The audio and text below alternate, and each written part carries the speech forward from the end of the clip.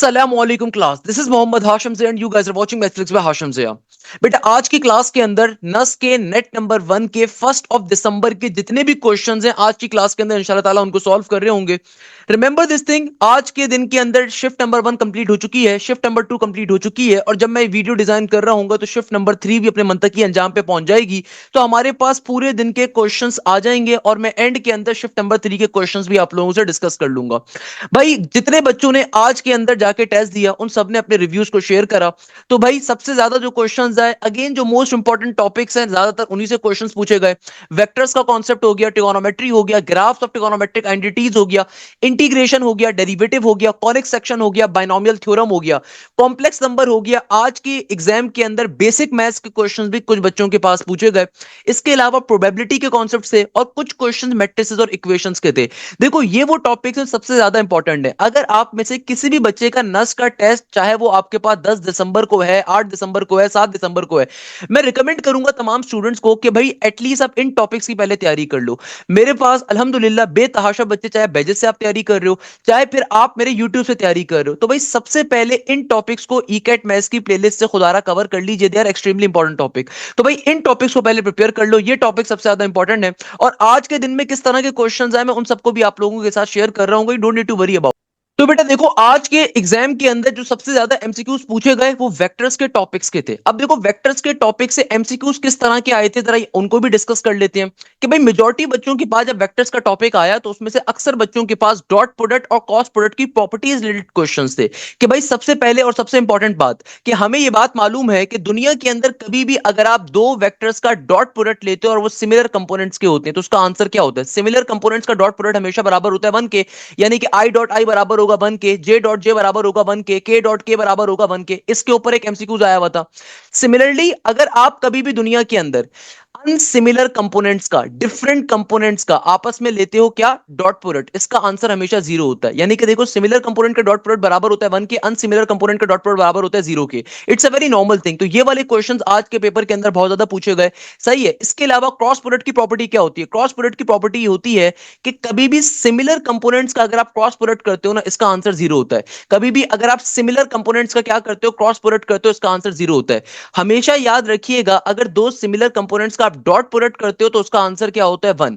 और अगर आप दो सिमिलर कंपोनेंट्स का क्रॉस प्रोडक्ट करते हो इसका आंसर क्या होता है 0. While on the other hand अगर आप सिमिलर कंपोनेंट्स का डॉट प्रोडक्ट करते हो तो उसका वैल्यू क्या बराबर होती है 0 के. और अनसिमिलर कंपोनेंट्स का क्रॉस प्रोडक्ट क्या होता है हमेशा तीसरे वाले कंपोनेंट के बराबर. कि आई क्रॉस जे बराबर होगा किसके, के. सिमिलरली दुनिया के अंदर अगर मैं कभी भी करता हूं जे क्रॉस के, ये बराबर होगा किसके, आई के. सिमिलरली अगर मैं कभी भी दुनिया के अंदर के क्रॉस जे करता हूं तो ये बराबर होगा किसके, के क्रॉस जे. अब अक्सर बच्चे यहां पे कंफ्यूज हो जाएंगे, सर ये कैसे करेंगे. तो बेटा देखो हमारे पास जो अनसिमिलर कंपोनेंट्स होते हैं क्रॉस प्रोडक्ट में वो हमेशा फॉलो करते हैं आपके पास रोटेशन, क्लॉकवाइज रोटेशन को. सही है ना. क्लॉकवाइज रोटेशन का मतलब क्या है कि आप आई से जे पे जाओगे, जे से के पे जाओगे, के से आप आई पे ऊपर आओगे. तो प्यारे शागिर्दों हमेशा याद रखिएगा कि अगर मैं के से जे पे जा रहा हूं तो देखो मैं उल्टा चल रहा हूं एंटी क्लॉकवाइज. तो आंसर क्या होगा, आंसर में आई तो आएगा मगर नेगेटिव का आई आएगा. तो ये वाले क्वेश्चंस बहुत ज्यादा आज के पेपर में आए हुए थे, इनका आपने बड़ा ख्याल रखना है.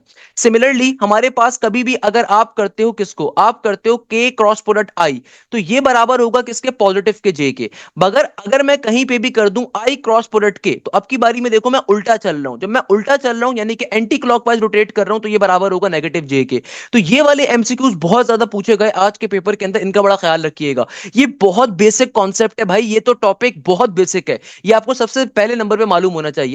तो बेटा देखो ये वो कॉन्सेप्ट होते हैं जो सबसे ज्यादा क्या होते हैं, इंपॉर्टेंट होते हैं. कि याद रखिएगा सिमिलर कंपोनेंट्स का डॉट प्रोडक्ट बराबर होता है किसके, 1 के. अनसिमिलर कंपोनेंट्स का जो डॉट प्रोडक्ट होता है बराबर होता है 0 के. पहला कॉन्सेप्ट. दूसरा कॉन्सेप्ट, सिमिलर कंपोनेंट्स का क्रॉस प्रोडक्ट बराबर होता है 0 के और अनसिमिलर कंपोनेंट्स का क्रॉस प्रोडक्ट बराबर होता है हमेशा तीसरे कंपोनेंट के. एक क्वेश्चन तो ये पूछा हुआ था. यानी कि इससे रिलेटेड बेसिकली क्वेश्चन बच्चों के पास आया क्या था, मैंने नस के पेपर्स की प्लेलिस्ट के अंदर एक करवाया भी था आपको, अभी परसों तरसों जो मैंने अपलोड करी थी उसी में मैंने करवाया था. कि एग्जामिनर कह रहा है आई डॉट और यहां पे आपको गिवन है के क्रॉस प्रोडक्ट जे. अक्सर बच्चे परेशान हो गए, इतना मुश्किल. अरे भाई क्या मुश्किल चीज है, गौर से लॉजिक को समझो ना. ये क्वेश्चन पेपर में आया हुआ है, कैसे सॉल्व करोगे. देखो आई डॉट का i dot as it is, k cross product j क्या होता है? देखो के से अगर आप जे पे जा रहे हो, इस डायग्राम को हमेशा बना लिया करो।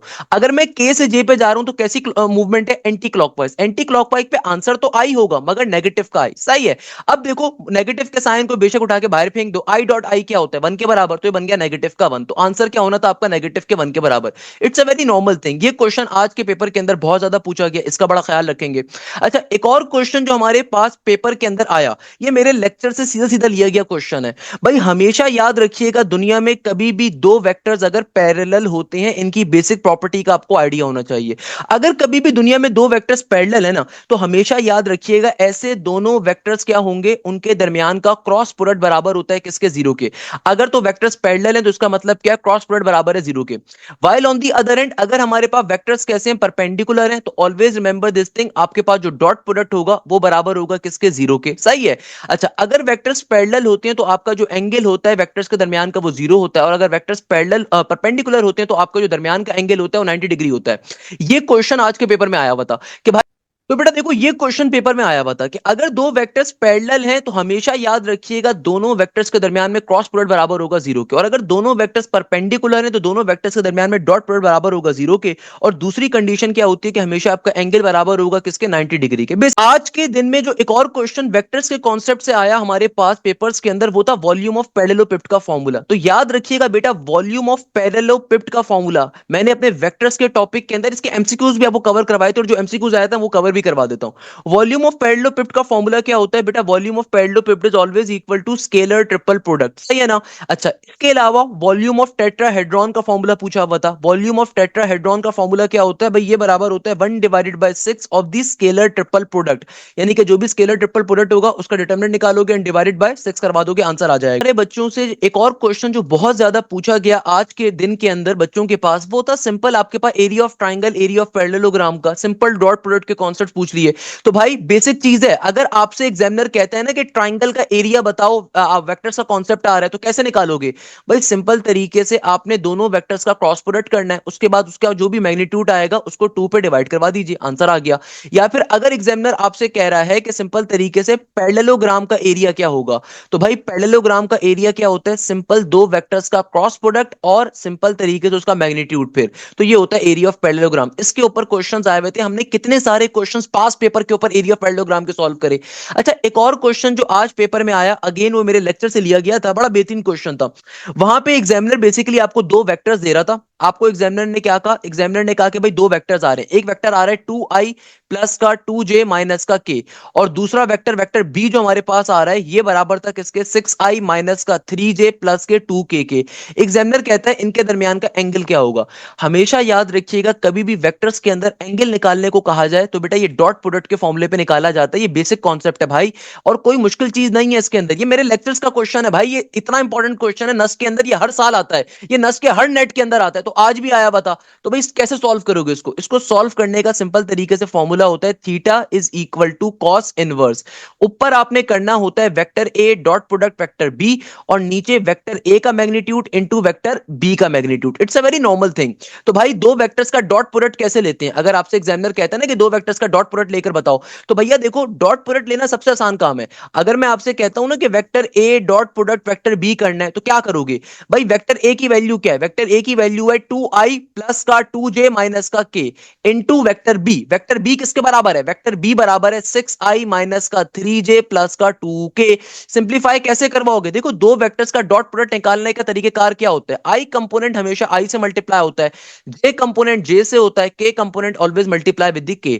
तो बेटा 2i को जब 6i से मल्टीप्लाई करोगे तो क्या बन जाएगा? 6 2 12, सही है। i डॉट i खत्म हो गया 1 के बराबर। फिर 2j जब नेगेटिव के 3j से मल्टीप्लाई होगा ये बन जाएगा नेगेटिव का 6, नेगेटिव का k जब प्लस के 2k से करोगे तो बन जाएगा नेगेटिव का 2। तो यानी कि मेरे पास सिंपल क्या आ जाएगा? a डॉट b की वैल्यू 12 में से 6 निकाला 6, 6 में से 2 निकाला 4, तो यानी कि vector a dot product vector b किसके बराबर आ जाएगा? सिंपल तरीके से 4 के बराबर आ जाएगा।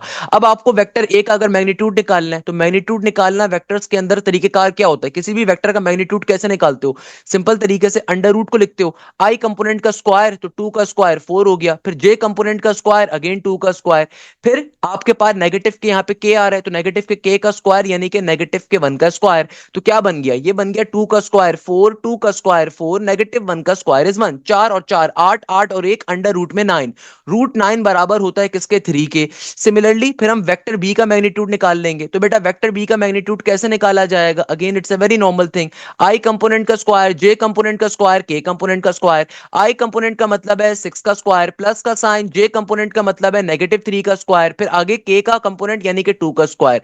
6 का स्क्वायर किसके बराबर होता है, ये बराबर होता है 36 के। -3 का स्क्वायर इज 9, 2 का स्क्वायर इज 4। सिंप्लीफाई करवा दो, 36 में अगर 10 का इजाफा करोगे तो 46 बनेगा, मगर हमें 9 का करना है तो इसका मतलब 45, 45 प्लस का 4 अंडर रूट 49, और रूट 49 बराबर होता है किसके, 7 के। यानी कि देखो आपने सबसे पहले ए डॉट बी निकाल लिया, फिर वेक्टर ए का मैग्नीट्यूड, वेक्टर बी का मैग्नीट्यूड। अब फाइनली मेरा क्वेश्चन क्या बन गया, मेरा क्वेश्चन का आंसर आ गया कॉस इनवर्स का cos inverse. A dot B किसके बराबर है, ए डॉट बी यानी कि डॉट प्रोडक्ट आ गया 4 के बराबर। नीचे वेक्टर ए का मैग्नीट्यूड क्या आया, 3 के बराबर आया। देखो वेक्टर बी का मैग्नीट्यूड किसके बराबर आया, वेक्टर बी का मैग्नीट्यूड आ गया सिंपल 7 के बराबर। तो अगर आप इसको सिंप्लीफाई करोगे तो आपका आंसर क्या आ जाएगा, ये आ जाएगा कॉस इनवर्स का cos inverse 4 divided by 7 3 are is 21। Simple way में आपका क्वेश्चन क्या हो जाएगा, पूरा का पूरा सॉल्व हो जाएगा। ये थीटा की वैल्यू आपको कैलकुलेट करनी थी, सिंपल तरीके से हमारा आंसर आ गया। ये क्वेश्चन आया हुआ था पेपर में। अच्छा एक और क्वेश्चन जो आज ही डिफरेंट बच्चों के पास आया, मैं उस क्वेश्चन की लॉजिक भी आपको बता देता हूं। एग्जामिनर अक्सर और पेशतर आपसे पता है क्या बोलेगा, एग्जामिनर बोलेगा कि भाई तुम्हारे पास दो वेक्टर्स गिवन है। फॉर एग्जांपल एक वेक्टर आपके पास आ रहा है 2i माइनस का ए जे प्लस का के, और आपके पास एक और वेक्टर आ रहा है जिसकी वैल्यू आ रही है सिंपल तरीके से 6i माइनस का 3j प्लस का 2k। एग्जामिनर बोलेगा कि अगर ये वेक्टर्स परपेंडिकुलर है ना, तो बताइए कि स्मॉल a किसके बराबर होगा। ये वाला क्वेश्चन बहुत ज्यादा आज के दिन में पूछा गया।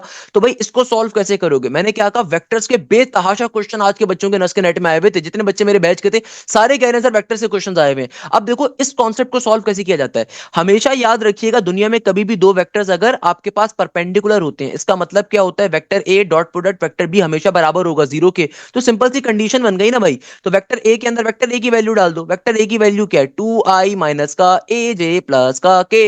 वेक्टर बी की वैल्यू क्या है, वेक्टर बी की वैल्यू है 6i माइनस का 3j, आगे आ जाएगा प्लस का 2k। तो अब आप इसको सिंप्लीफाई करवा लो, इक्वल टू के बाद बेटा जीरो का जीरो एज इट इज। अब आपने सिंपल इसका डॉट प्रोडक्ट जिस तरह ले तो आपने सिंपल मल्टीप्लाई करवाना है, आई कंपोनेंट जाके आई से मल्टीप्लाई होगा तो 6 2 क्या बन गया, ये बन गया 12, माइनस का ए जे जाके जब माइनस के 3j से मल्टीप्लाई होगा तो क्या बन जाएगा, माइनस माइनस प्लस का 3a। क्या बन जाएगा, माइनस माइनस प्लस का 3a, प्लस का के जाके जब प्लस के 2k से मल्टीप्लाई होगा तो सिंपल प्लस का 2 बच जाएगा। तो 12 प्लस का 2 क्या होता है, 14 के बराबर, प्लस का 3a इक्वल टू 0। अब देखो ये प्लस का 3 है, वहां पे जाके नेगेटिव का 3a हो जाएगा। तो क्या बन गया, ये बन गया 14 इज इक्वल टू नेगेटिव का 3a। नेगेटिव का 3 मल्टीप्लाई हो रहा है, वहां पे डिवाइड हो जाएगा। तो a की वैल्यू आ जाएगी हमारे पास 14 डिवाइडेड बाय नेगेटिव का 3, यानी कि a का आंसर क्या आ गया, नेगेटिव का 14/3 के बराबर। ये क्वेश्चन आज के नस के नेट के अंदर आया हुआ था। अच्छा एक और क्वेश्चन जो हमारे पास आज के एग्जाम के अंदर पूछा गया वो कोप्लेनर वेक्टर रिलेटेड था। तो कोप्लेनर वेक्टर क्या होता है, हमेशा याद रखिएगा, कोप्लेनर वेक्टर का मतलब होता है एक सिंगल प्लेन पे अगर आपके वेक्टर्स लाई कर रहे हैं। तो कभी भी अगर वेक्टर्स कोप्लेनर होते हैं ना, तो हमेशा याद रखिएगा जो वॉल्यूम ऑफ पैरेललोपिप्ड होता है वो हमेशा किसके बराबर होता है, 0 के। अगर वेक्टर्स कोप्लेनर होंगे तो वॉल्यूम ऑफ पैरेललोपिप्ड क्या होता है, 0 के बराबर। तो ये वो इतने सारे क्वेश्चन जो नस के नेट के अंदर आज वेक्टर्स के टॉपिक से पूछेगा, जिनके बारे में आपको लाजमी तौर पे आइडिया होना चाहिए। बेटा आज के जो नस की शिफ्ट नंबर 2 थी उसमें एक क्वेश्चन आया और ये क्वेश्चन बड़ा इंटरेस्टिंग है। इसमें एग्जामिनर कह रहा है कि भाई तुम्हारे पास मैग्नीट्यूड ऑफ ए बराबर है 2 के, मैग्नीट्यूड ऑफ बी बराबर है 5 के, एक क्रॉस प्रोडक्ट बी का मैग्नीट्यूड बराबर है 8 के। तो बताइए ए डॉट बी किसके बराबर होगा। अब देखो इस क्वेश्चन को सॉल्व करना बहुत ही आसान है, आपको निकालना है क्या, ए डॉट बी निकालना है ना। अब देखो इस क्वेश्चन को सॉल्व कैसे करें, सॉल्व करना इसको लिटरली बड़ा मजे का काम है और बहुत ही आसान काम है। अक्सर बच्चे इस क्वेश्चन में कंफ्यूज हो जाते हैं। देखो सबसे पहले तो आपको मालूम होना चाहिए डॉट प्रोडक्ट का फॉर्मूला क्या होता है, क्रॉस प्रोडक्ट का फॉर्मूला क्या होता है। फॉर एग्जांपल हमें ये बात मालूम है कि अगर मुझे डॉट प्रोडक्ट निकालना है तो डॉट प्रोडक्ट निकालने के लिए फॉर्मूला होता है cos theta is equal to vector A dot product vector B, और नीचे वेक्टर ए का मैग्नीट्यूड लिया जाता है इनटू वेक्टर बी का मैग्नीट्यूड जो कि हमें गिवन है, सही है। अच्छा दूसरे नंबर के ऊपर क्रॉस प्रोडक्ट निकालने का फॉर्मूला क्या होता है, ये बराबर होता है sin theta is equal to vector A cross product vector B और फिर इसका मैग्नीट्यूड ऊपर होता है और नीचे अगेन वेक्टर ए का आपके पास मैग्नीट्यूड इनटू वेक्टर बी का इंडिविजुअल मैग्नीट्यूड और नीचे मल्टीप्लाई हो रहे होते हैं। अब देखो इन दोनों फॉर्मूलाज के जरिए क्वेश्चन सॉल्व होगा कैसे, कि देखो बेटा आपको ए बी के क्रॉस प्रोडक्ट के मैग्नीट्यूड गिवन है जो यहां पे आ जाएगा, हमें वेक्टर ए का इंडिविजुअल मैग्नीट्यूड भी गिवन गिवन है, वेक्टर बी का इंडिविजुअल मैग्नीट्यूड भी गिवन है, तो सिंपल तरीके से मैं साइन एंगल निकाल लूंगा। तो भाई इसको जब आप सिंप्लीफाई करवाओगे तो ए क्रॉस प्रोडक्ट बी किसके बराबर आ जाएगा, ये आ जाएगा सिंपल 8 के बराबर, ऊपर आ गया, यानी कि ए क्रॉस प्रोडक्ट बी का मैग्नीट्यूड किसके बराबर है, 8 के। और वेक्टर ए का इंडिविजुअल मैग्नीट्यूड है 2 के बराबर, वेक्टर बी का इंडिविजुअल मैग्नीट्यूड है 5 के बराबर, तो 2 1 जार 2 होता है, 2 4 जार 8 होता है, तो आंसर आ जाएगा 4 डिवाइडेड बाय 5 के बराबर। सही है, ये आपने साइन थीटा निकाल लिया। हमें पता है कि यार अगर मुझे वेक्टर ए, देखो हमें निकालना क्या है, हमें निकालना है vector A dot product vector B, सही है ना, हमें डॉट प्रोडक्ट निकालना है ए डॉट बी। अब मुझे देखो ये भी गिवन है, ये भी गिवन है, मुझे मगर क्या चीज नहीं गिवन, मुझे cos थीटा नहीं गिवन। अब इसको सॉल्व कैसे करें, सॉल्व करना बहुत ही आसान है, पाइथागोरस थ्योरम का इस्तेमाल करो आप। हमें मालूम है कि साइन स्क्वायर थीटा प्लस का कॉस स्क्वायर थीटा बराबर होता है किसके, 1 के। तो अगर साइन थीटा की वैल्यू बराबर है किसके, 4 डिवाइडेड बाय 5 के, बाहर आ जाएगा स्क्वायर, फिर प्लस का कॉस थीटा का स्क्वायर, तो यहां पे हो जाएगा सिंपल कॉस थीटा का होल स्क्वायर इक्वल टू के बाद 1, सिंप्लीफाई करवा दो। 4 का स्क्वायर होता है 16, 5 का स्क्वायर होता है 25, इक्वल टू के दूसरी तरफ जाएगा, 1 में से जाके माइनस हो जाएगा। तो ये क्या बन जाएगा, ये बन जाएगा cos square theta is equal to 1 minus का 16 डिवाइडेड बाय 25। इसको अगर मैं सिंप्लीफिकेशन पे लेके जाऊं तो ये क्या हो जाएगा, 25 में से 16 को माइनस करोगे, एलसीएम जब आप लोगे तो ये आ जाएगा 9 डिवाइडेड बाय 25 के बराबर। और जाहिर सी बात है फिर जब आप स्क्वायर को रिमूव करोगे तो आपके पास वैल्यू क्या आ जाएगी, दोनों तरफ अंडर रूट आएंगे, तो 9 का रूट होता है 3 के बराबर, 25 का रूट होता है 5 के बराबर, तो cos थीटा की सिंपल वैल्यू आ गई। इस cos थीटा की वैल्यू को यहाँ पे प्लॉट करवा देंगे, तो cos थीटा की जगह पे आ गया 3/5 का 3/5, ऊपर मेरे पास है vector A dot product vector B, और नीचे वेक्टर ए का मैग्नीट्यूड है 2 के बराबर, वेक्टर बी का मैग्नीट्यूड है 5 के बराबर। तो भाई सिंप्लीफाई करवा दो, 5 2 10 बन गया, 10 यहाँ पे डिवाइड हो रहा है, वहां पे जाके मल्टीप्लाई हो जाएगा, ये बन गया 3 इंटू 10, नीचे 5 का 5 इक्वल टू के बाद vector A dot product B, तो 5 1 जार 5, 5 2 जार 10, तो ये हमारे पास आ जाएगा सिंपल 3 2 जार 6 के बराबर, यानी कि vector A dot product vector B किसके बराबर आ गया, 6 के बराबर। आपको यही चीज कैलकुलेट करनी थी यहाँ पे, तो सिंपल तरीके से हमारा आंसर आ गया, कोई मुश्किल बात नहीं है, डायरेक्टली सॉल्व करवा लो। 5 से 5 कट गया, 2 डिवाइड हो रहा है वहां पे, 3 से मल्टीप्लाई होगा तो आंसर आ गया 6 के बराबर। ये क्वेश्चन आज के नस के नेट में पूछा हुआ था। तो बेटा देखो वेक्टर्स के टॉपिक से एक और क्वेश्चन जो पेपर में आया हुआ था वो ये था, तो इन क्वेश्चंस की आपने लाजमी तौर पर प्रैक्टिस करनी है। ये आज के दिन के अंदर सारे के सारे क्वेश्चन पूछे हुए थे, मैंने कोशिश करी जितने भी क्वेश्चन मुझे मिल सके मैं सबको सॉल्व करवा दूं। याद रखिएगा भाई, वॉल्यूम ऑफ पैरेललोपिड का अगर कॉन्सेप्ट आ जाए तो वॉल्यूम ऑफ पैरेललोपिड निकालने का तरीकेकार क्या होता है, जो भी आपके तीनों वेक्टर्स होते हैं ना, सिंपल तरीके से स्केलर ट्रिपल प्रोडक्ट फॉर्म का मतलब क्या होता है कि भाई आपका जो वेक्टर होता है वो तीनों वेक्टर्स को मैट्रिक्स की फॉर्म में लिखते हो, सिंपल तरीके से मैट्रिक्स का डिटरमिनेंट निकाल लोगे तो वॉल्यूम ऑफ पैरेललोपिड आ जाएगा। मैंने वेक्टर्स के टॉपिक में सारी चीजें बताई हुई हैं, सही है ना, it's a very normal thing कि स्केलर ट्रिपल प्रोडक्ट के कॉन्सेप्ट को सॉल्व कैसे करते हो कि आपको 3 वेक्टर्स गिवन होते हैं, पहले वेक्टर को पहली रो में डालोगे, दूसरे वेक्टर को दूसरी में, तीसरे वेक्टर को तीसरी रो में डालोगे और सिंपल वॉल्यूम ऑफ पैरेललोपिड की वैल्यू निकाल लोगे। और अगर एग्जामिनर कह रहा है कोप्लेनर वेक्टर्स हैं तो फिर वॉल्यूम ऑफ पैरेललोपिड हो जाएगा 0 के बराबर, तो जो भी अननोन गिवन होगा उस अननोन को निकाल लोगे डिटरमिनेंट को ओपन अप करके। ये क्वेश्चंस पेपर में बहुत ज्यादा पूछे जा रहे हैं। अच्छा बेटा, आज के नस्ट के एग्जाम के अंदर एक और क्वेश्चन जो ट्रिगोनोमेट्री से आया, ट्रिगोनोमेट्री और वेक्टर्स, आज के जितने बच्चों ने पेपर दिए उन्होंने बताया सर ट्रिगोनोमेट्री और वेक्टर्स के मेजॉरिटी क्वेश्चंस आए हुए थे। तो ट्रिगोनोमेट्री से एक क्वेश्चन जो बहुत ज्यादा पूछा गया वो था कि sine x into cot x अगर बराबर है 1/2 के, तो बताइए एक्स लाई करता है अगर 0 से लेके 2 पाई के दरमियान में, 2 पाई का मतलब 360 डिग्री। तो एग्जामिनर कह रहे हैं कि भाई तुम्हारा आंसर क्या होगा। अब देखो बहुत सिंपल चीज है भाई, आपको ये बात मालूम है साइन एक्स साइन एल, कॉट किसके बराबर होता है, दुनिया में कॉट निकालने का फॉर्मूला होता है कॉस डिवाइडेड बाय साइन के, और इक्वल टू के बाद 1/2 का 1/2, साइन एक्स से साइन एक्स कट गया, तो हमारे पास सिंपल तरीके से कॉस एक्स की वैल्यू आ गई 1/2 के बराबर। तो बेटा अगर मुझे एक्स निकालना है यानी कि एंगल निकालना है तो आप कॉस को दूसरी तरफ भेजोगे, जब कॉस दूसरी तरफ जाए तो बेटा देखो जब आप कॉस को दूसरी तरफ भेजोगे तो वहां पे जाके वो क्या बन जाएगा, इनवर्स के फंक्शन पे कन्वर्ट हो जाएगा, तो ये बन जाएगा कॉस इनवर्स 1/2, और कॉस इनवर्स 1/2 किसके बराबर होता है, 60 डिग्री के बराबर होता है, सही है ना, यानी कि एक एंगल तो हमारे पास क्या आ गया, 60 डिग्री के बराबर आ गया। याद रखिएगा कभी भी एमसीक्यूज के अंदर अगर आपके पास बोथ का लफ्ज आ रहा है या ऑल ऑफ दीज का लफ्ज आ रहा है तो हमेशा एमसीक्यूज को पढ़ा करो। बहुत से केसेस के अंदर बोथ या ऑल ऑफ दीज करेक्ट होता है, मगर still you need to focus कि आपसे मांगा हुआ क्या है, कि देखो एक्स की वैल्यू, एक वैल्यू 60 डिग्री आ गई, 60 डिग्री का मतलब क्या होता है जब आप उसको डिग्री से रेडियन में कन्वर्ट करोगे। किसी बच्चे को अगर नहीं पता कैसे कन्वर्ट करते हैं मैं बता देता हूं, सिंपल आप डिग्री को अगर आप रेडियन में कन्वर्ट करना चाहते हो, आप सिंपल पाई बाय 180 से मल्टीप्लाई करते हो, 0 से 0 कट गया, 6 3 इज 18, यानी कि 60 डिग्री का मतलब क्या होता है, पाई बाय 3 का होना।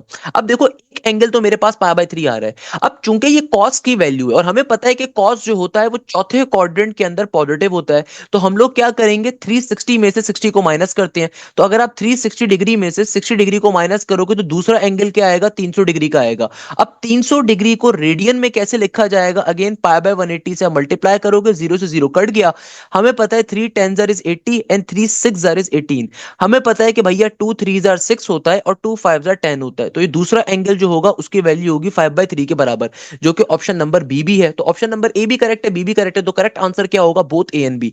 ये क्वेश्चन आज के नेट के अंदर पूछा गया था। तो भाई मेरी कोशिश होती है आपको जितने भी क्वेश्चन अभी नस्ट के अंदर हो रहे हैं सारे सॉल्व करवाऊं, क्योंकि नस्ट के सॉफ्टवेयर के अंदर क्वेश्चन जितने सारे आ रहे हैं, अगर आपने वो सारे कर लिए, आप आराम से नस्ट के टेस्ट के अंदर 170 प्लस का स्कोर कर सकते हो। एंड अल्हम्दुलिल्लाह we have the proven record कि भाई मेरे पास अब्दुल रहमान फैसल ने 170 प्लस का स्कोर किया था। He was the topper from the नस्ट। तो बेटा देखो, कहने का मकसद ये कि आपको बेकार किस्म के यूट्यूबर्स के पास या बेकार किस्म की एकेडमीज के पास जाने की जरूरत ही नहीं है। आप आराम से घर पे बैठ के तैयारी कर सकते हो विद पाकिस्तान की बेस्ट फैकल्टी। मेरा न्यू नर्स का बैच स्टार्ट हो रहा है, उसको लाजमी तौर पर ज्वाइन करें। उसमें पूरे साल की फीस 6,500 रुपए है, जिसमें आपको तमाम चीजें लाइव पढ़ाई जाएंगी, ईच एंड एवरीथिंग। और ये नहीं कि एक ही बंदा बैठ के physics chemistry maths English solve करवा रहा है, ऐसा नहीं होता भाई।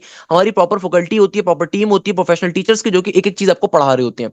अब देखो नेक्स्ट क्वेश्चन जो आज के पेपर में पूछा गया, एग्जामिनर कह रहे हैं कि अगर कॉट थीटा की वैल्यू बराबर है 1 के, तो बताइए कॉस थीटा किसके बराबर होगा अगर थीटा लाए करता है तीसरे क्वाड्रेंट में। इसको सॉल्व करने के वैसे दो तरीके, एक तो ये कि आप ट्रिगोनोमेट्रिक आइडेंटिटीज को पहले ओपन करवा के सॉल्व करो। एक और सॉल्व करने का तरीका और ज्यादा आसान है कि देखो हमें गिवन क्या है, हमें गिवन है कॉट थीटा। हमें क्या चीज गिवन है? कॉट थीटा किसके बराबर है? 1 के बराबर है।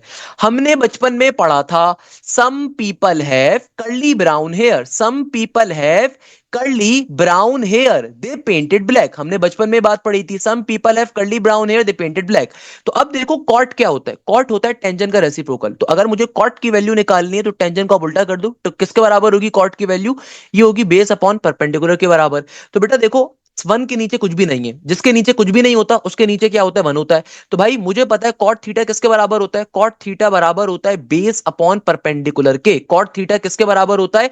बेस अपॉन परपेंडिकुलर के। टेंजेंट का रेसिप्रोकल, टेंजेंट अगर परपेंडिकुलर अपॉन बेस है तो कॉट क्या होता है? Base upon perpendicular. सही है। आपको निकालना क्या? आपको निकालना है कॉस। कॉस का फॉर्मूला क्या होता है? कॉस थीटा होता है some people have curly brown hair. तो कॉस थीटा बराबर होता है किसके? बेस अपॉन हाइपोटेन्यूज के। अब देखो मेरे पास बेस तो है, हाइपोटेन्यूज नहीं है, तो हाइपोटेन्यूज निकालने के लिए सिंपल पाइथागोरस थ्योरम का इस्तेमाल करोगे। एच स्क्वायर बराबर है किसके? P square plus B square के। तो बेटा देखो हमारे पास सिंपल तरीके से क्या हो जाएगा? एच स्क्वायर की वैल्यू यहां से निकाली जाएगी, पी की वैल्यू बराबर है 1 के, बी की वैल्यू बराबर है 1 के। तो हमारे पास एच स्क्वायर की वैल्यू आ जाएगी 1 का स्क्वायर इज 1, 1 का स्क्वायर इज 1, तो 2 के बराबर। तो यानी कि सिंपल एच की वैल्यू आ जाएगी आपके पास अंडर रूट 2 के बराबर। किसके बराबर आ जाएगी? अंडर रूट 2 के। तो कॉस थीटा का फॉर्मूला क्या बन जाएगा? बेस की जगह पे आप लिखोगे 1, हाइपोटेन्यूज की जगह पे आप लिखोगे अंडर रूट 2। अब चूंकि एग्जामिनर कह रहा है कि थर्ड क्वाड्रेंट के अंदर है, तो थर्ड क्वाड्रेंट अक्सर बच्चे क्या करेंगे? इस पर टिक करके आ जाएंगे। अरे भाई गौर से बात समझो, थीटा कहां लाए कर रहा है? थर्ड क्वाड्रेंट के अंदर। मैंने कितने मजे से आपको ट्रिगोनोमेट्री पढ़ाई थी, मुझे बड़ा अफसोस होगा अगर आपने नहीं सीखी। मैंने क्या कहा था? ऑल सिली टॉम कैट्स, यानी कि फर्स्ट क्वाड्रेंट में तमाम ट्रिगोनोमेट्रिक फंक्शंस पॉजिटिव होते हैं। सेकंड फंक्शन होता है साइन का, सेकंड जो आपके पास पर्टिकुलरली हमारा जो सेकंड क्वाड्रेंट होता है इसमें साइन और उसका रेसिप्रोकल पॉजिटिव होता है। थर्ड क्वाड्रेंट के ऊपर टेंजेंट पॉजिटिव होता है और आखिरी वाले में कॉस पॉजिटिव होता है। तो मेरे प्यारे शागिर्दों, अगर मेरा थीटा लाई कर रहा है कहां पे? थर्ड क्वाड्रेंट पे, तो भैया कॉस थीटा की वैल्यू किसमें होगी? नेगेटिव के अंदर होगी। तो correct answer should be option number A for Apple is the correct answer. Simple तरीके से क्वेश्चन सॉल्व हो गया। क्लियर है बेटा? नेक्स्ट क्वेश्चन सीक्वेंस सीरीज से हमारे पास आया हार्मोनिक मीन निकालने के लिए। देखो बेटा हमें मालूम है कि दुनिया के अंदर हार्मोनिक मीन निकालने का फॉर्मूला क्या होता है? हार्मोनिक मीन निकालने का फॉर्मूला होता है सिंपल तरीके से 2ab divided by a plus का b। तो ये a आपका क्या आ गया? एक्सट्रीम नंबर पहला, ये आपका b आ गया दूसरा एक्सट्रीम नंबर। सिंपल तरीके से फॉर्मूला क्या आ जाएगा? फॉर्मूला आ जाएगा 2 का 2, a की वैल्यू बराबर है 5 के, b की वैल्यू बराबर है 7 के। नीचे डिवीजन में हो जाएगा 5 प्लस का 7, तो 5 2 10 होता है, 10 इंटू 7 ये बन गया 70। 5 में अगर आप 7 का इजाफा करो तो भैया 7 प्लस का 5 ये हो जाएगा 12 के बराबर। सिंप्लीफाई करवा दो, क्या बन गया? ये हो गया हमारे पास सिंपल तरीके से 2 6 12, ऊपर आ जाएगा 2 3 6, एक कैरी 2 5 10।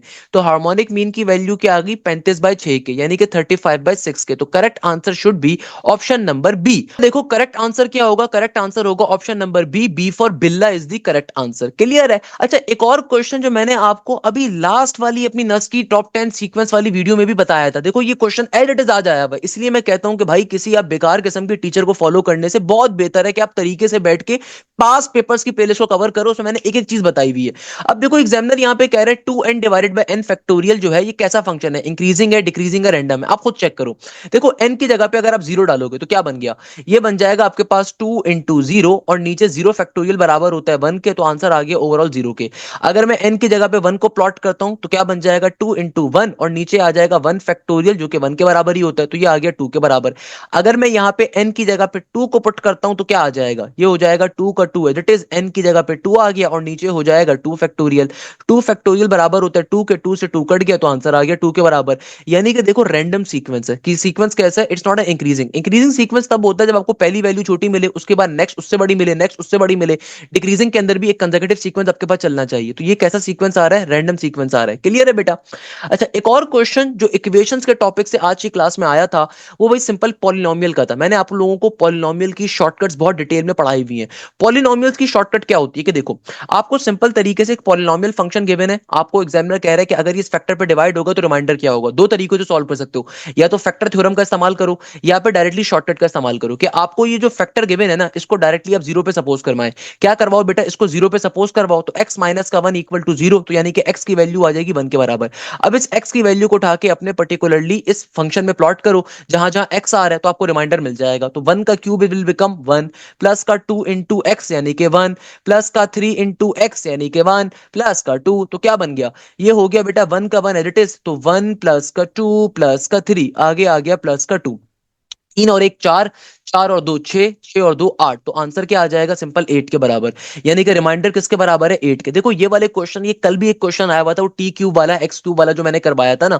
देखो पॉलिनोमियल का कभी भी कॉन्सेप्ट है, याद रखिएगा जो भी फैक्टर आपको गिवन है उस फैक्टर को उठा के अपनी इक्वेशन में डालो, सिंपल तरीके से क्या हो जाएगा, पर्टिकुलरली आपको पता चल जाएगा आपका रिमाइंडर क्या है। अच्छा, बहुत दफा पेपर में एक और कॉन्सेप्ट आता है, एग्जामिनर जो है ना, ये क्वेश्चन ऑल्दो आज आया नहीं है, मैं ओपनली आपको बता रहा हूं, मगर ये क्वेश्चन अक्सर पेशर नस में आता है।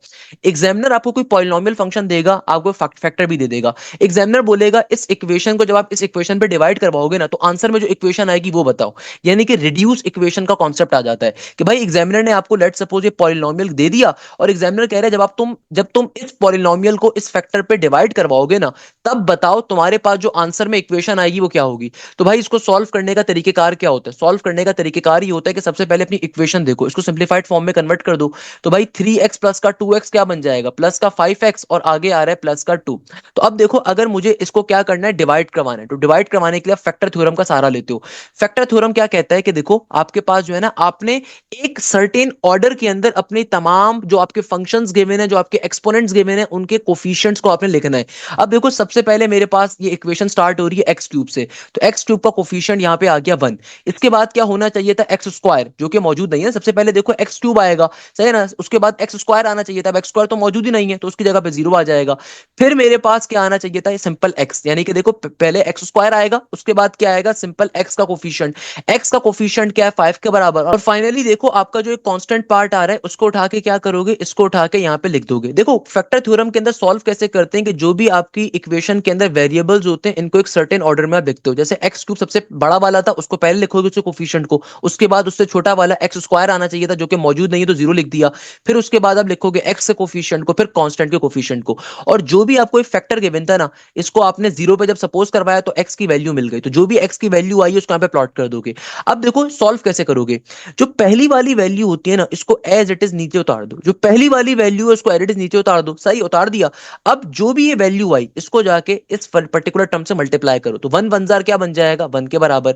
इन दोनों को आपस में ऐड करवा दो, 0 प्लस का 1 ये बन जाएगा हमारे पास 1 के बराबर। अब जो भी आंसर आया अगेन इसको जाके इससे मल्टीप्लाई करवा दो, क्या बन जाएगा, अगेन 1 1 जार 1, जो भी आंसर आया उसको उठा के यहाँ पे लिख दो, तो क्या बन गया, 5 प्लस का 1 6 के बराबर। अगेन देखो बेटा जो भी आंसर आया इसको जाके अगेन 1 से मल्टीप्लाई करवा दो, उठा के इसको यहाँ पे क्या करवा दो, 6 1 जार 6 हो जाएगा, तो इन दोनों को आपस में ऐड करवा दो, 6 प्लस का 2 ये बन गया 8 के बराबर। तो जो लास्ट वाला कॉलम होता है ना फैक्टर थ्योरम के अंदर, ये आपके रिमाइंडर को डिनोट करता है। देखो हमने शॉर्टकट पे निकाला था, रिमाइंडर सेम आ रहा है। अब देखो इक्वेशन कैसे निकालेंगे, इक्वेशन निकालने के लिए अब आपने देखना है कि आपको जो क्वेश्चन में इक्वेशन गिवन थी वो वो एक्स क्यूब से स्टार्ट हो रही थी।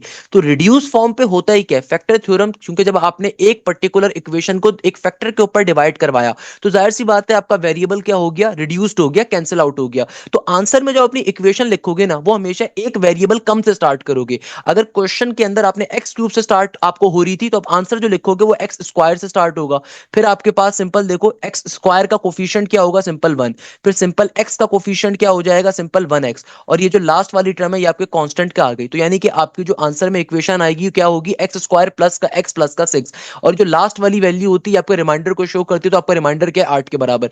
ये क्वेश्चन बहुत ज्यादा नस के अंदर आ जाता है, इसीलिए हम लोग इसको बैठ के सॉल्व कर रहे हैं। आज के पेपर के अंदर ये मोस्ट इंपॉर्टेंट क्वेश्चन आया हुआ है जिसको हमने लाजमी तौर पे सॉल्व करना है। भाई काफी सारे लोग बैठ के कॉपी पेस्ट मार रहे होते हैं, भाई याद रखिएगा। तो आप अगर चाहते हैं कि आपकी तैयारी बहुत अच्छी हो पाकिस्तान की टॉप 25 यूनिवर्सिटीज की, तो आप लाजमी तौर पे हमारे नस्ट के बैच को ज्वाइन करिए। इसके अंदर पाकिस्तान की ना सिर्फ टॉप तमाम यूनिवर्सिटीज की तैयारी शामिल होगी, बल्कि एक बहुत छोटी सी फीस के अंदर पूरे साल की ये फीस होती है। इसके अंदर पाकिस्तान की जो बेस्ट अवेलेबल फैकल्टी है, जिसके अंदर फिजिक्स के अंदर सर बिलाल जिया, मैथ्स के अंदर मैं खुद होता हूं, इसके अलावा हमारी जो एचओडीज होते हैं डिफरेंट डिपार्टमेंट्स के, इंग्लिश हो गया हमारे पास अल्हम्दुलिल्लाह बेहतरीन कॉलेजेस के एचओडीज पढ़ा रहे होते हैं। इसके अलावा सर साद वकार हो गए, ओरेकल का इंजीनियर है भाई वो बंदा, वो बैठ के यहाँ पे कंप्यूटर को पढ़ाता है। इसके अलावा हमारी डिफरेंट टीम्स होती हैं जो कि बैठ के आपको गाइड कर रही होती हैं। तो सारी की सारी चीजें आपको 6,500 रुपए में हम प्रोवाइड कर रहे होते हैं। तो लाजमी तौर पे आप इस बैच को ज्वाइन करें, it will be really beneficial for all of you guys. आज के नस्ट के एग्जाम के अंदर शिफ्ट नंबर 2 में एक और क्वेश्चन जो पूछा गया वो ये था कि भाई which one is the geometric series. अब देखो ज्योमेट्रिक सीरीज का कॉन्सेप्ट क्या होता है कि थ्रू आउट द सीरीज आपका कॉमन रेशियो हमेशा सिमिलर रहना चाहिए, नॉर्मल सी बात है। तो भाई अगर मैं ऑप्शन नंबर ए को देखूं ना, तो यहाँ पे देखो आपके पास आ रहा है 1 + 3 + 9 + 27। तो पहली दो टर्म्स के दरमियान में कॉमन रेशियो क्या है, 3/1 यानी कि 3 के बराबर। लास्ट की दो टर्म्स में कॉमन रेशियो क्या आ रहा है, बीच की टर्म में देख लो 9/3, अगेन 3 3 9 होता है, 27/9, 9 3 27। इसका मतलब क्या है, ये तो आपके पास ज्योमेट्रिक सीरीज को रिप्रेजेंट कर रहा है। अच्छा, चूंकि बोथ का लफ्ज आ रहा है इसलिए मैं बाकी ऑप्शंस को भी चेक कर लेता हूं। ऑप्शन नंबर भी वैसे ही कैंसिल आउट हो जाएगा, क्योंकि या तो ए होगा या सी होगा या बोथ ए एंड सी होगा, इनमें से कोई एक होगा, बट चेक कर लेते हैं। चलो पहले ऑप्शन को अगर मैं इसके ऑप्शन को अगर मैं देखूं तो 4/2 किसके बराबर होगा, 2 के बराबर होगा। अगर मैं 6/4 करूं तो भाई 6/4 कभी भी 2 नहीं हो सकता। इसका मतलब क्या, कॉमन रेशियो सिमिलर नहीं है, तो ये कभी भी करेक्ट आंसर नहीं हो सकता। ऑप्शन नंबर सी को अगर मैं देखूं ना, थोड़ा सा डिफिकल्ट है। देखो 1 का 1 एज इट इज, 0.5 का मतलब क्या होता है, 0.5 बराबर होता है 1/2 के, और 0.25 बराबर होता है 1/4 के। तो यहां पे अगर मैं कॉमन रेशियो देखूं पहली दो टर्म्स के दरमियान में, तो ये आ जाएगा 1/2 / 1 यानी कि सिंपल 1/2 के बराबर। और अगर मैं इन दो टर्म्स के दरमियान में कॉमन रेशियो देखूं तो ये आएगा 1/4 / 1/2। मैथ्स का बेसिक कॉन्सेप्ट है, एक से ज्यादा टर्म्स अगर डिवाइड हो रही हो, सबसे नीचे वाली टर्म नीचे से ऊपर जाकर रेसिप्रोकेट फॉर्म में लिखी जाती है, 2 2 4 बन जाएगा। तो ये 1/2 के बराबर ही आ रहा होगा। तो यानी कि इसमें भी कॉमन रेशियो क्या है, सिमिलर है। इसका मतलब correct answer should be option number D. Option number D का मतलब क्या है, both A and C are the correct. अच्छा बेटा, नेक्स्ट क्वेश्चन जो आज नर्स के एग्जाम के अंदर पूछा गया, अगेन ट्रिगोनोमेट्री का क्वेश्चन था। भाई ट्रिगोनोमेट्री मोस्ट इंपॉर्टेंट है। और यहाँ पे एग्जामिनर देखो आपसे कह रहे हैं साइन थीटा किसके बराबर होगा। साइन थीटा बराबर होगा 1 - cos स्क्वायर थीटा के, 2 sin θ/2 cos θ/2, या फिर 2 sin θ cos θ के। अब देखो पहले तो लॉजिक को समझो। लॉजिक क्या है, यहाँ पे सिंपल हाफ एंगल मुझे दिख रहे हैं, तो मैं हाफ एंगल का कॉन्सेप्ट अप्लाई कर लेता हूँ। भाई मुझे ये बात मालूम है कि दुनिया के अंदर साइन 2 थीटा का फॉर्मूला क्या होता है, साइन 2 थीटा बराबर होता है दुनिया में 2 sin θ × cos θ के। तो अगर मेरे पास सिंपल साइन थीटा है, तो साइन थीटा के रिस्पेक्ट से हाफ एंगल फॉर्मूला कैसे ओपन करोगे, ये बन जाएगा 2 का 2, और जो आपके एंगल्स हैं वो अगेन हाफ हाफ में ब्रेक हो जाएंगे, तो ये बन जाएगा θ/2 × cos θ/2 के बराबर। तो the correct answer should be option number B, B for बिल्ला is the correct answer. Clear है बेटा, इस तरीके से क्वेश्चन क्या हो गया, सॉल्व हो गया। नेक्स्ट क्वेश्चन में एग्जामिनर कह रहा है कि भाई cot x अगर बराबर है 3 tan x के, then the value of x lies between 0 degree and 360 degree which satisfy the equation. अब देखो इस क्वेश्चन के अंदर एग्जामिनर क्या कह रहा है, एग्जामिनर कह रहा है कि भाई तुम्हारे पास अगर cot x की वैल्यू बराबर है 3 tan x के, तो बताइए x की वैल्यू 0 और 360 के दरमियान में लाई करती है, तो कौन सी इक्वेशन इसको रेक्टिफाई कर। अच्छा बेटा, ट्रिगोनोमेट्री से एक और क्वेश्चन जो आज के पेपर के अंदर पूछा गया, उसमें एग्जामिनर आपसे क्या कह रहा था, एग्जामिनर कह रहा था कि भाई cot x बराबर है 3 tan x के, then the value of x lies between 0 and 360 which satisfy the equation. अब देखो इस तरह के क्वेश्चन को भी मैंने पास्ट पेपर्स की प्लेलिस्ट में वो कवर करवाया हुआ है, कैसे सॉल्व करोगे। देखो बेटा, cot किसके बराबर होता है, cot बराबर होता है हमारे पास दुनिया में 1/tan x के। 3 tan x का 3 tan x as it is. देखो ये tan x यहाँ पे डिवाइड हो रहा है, वहां पे मल्टीप्लाई होगा, 3 जो ऊपर मल्टीप्लाई हो रहा है नीचे आके डिवाइड हो जाएगा। तो ये क्या बन जाएगा, ये हो जाएगा 1/3 is equal to tan x into tan x, ये बन जाएगा tan स्क्वायर x। तो हमारे पास सिंपल तरीके से क्या आ गया, भाई स्क्वायर को जब आप रिमूव करोगे तो जाहिर सी बात है आपके पास ये क्या बन जाएगा, ये हो जाएगा एक दफा प्लस के अंदर एक दफा माइनस के अंदर हमारे पास सिंपल tan x का tan x।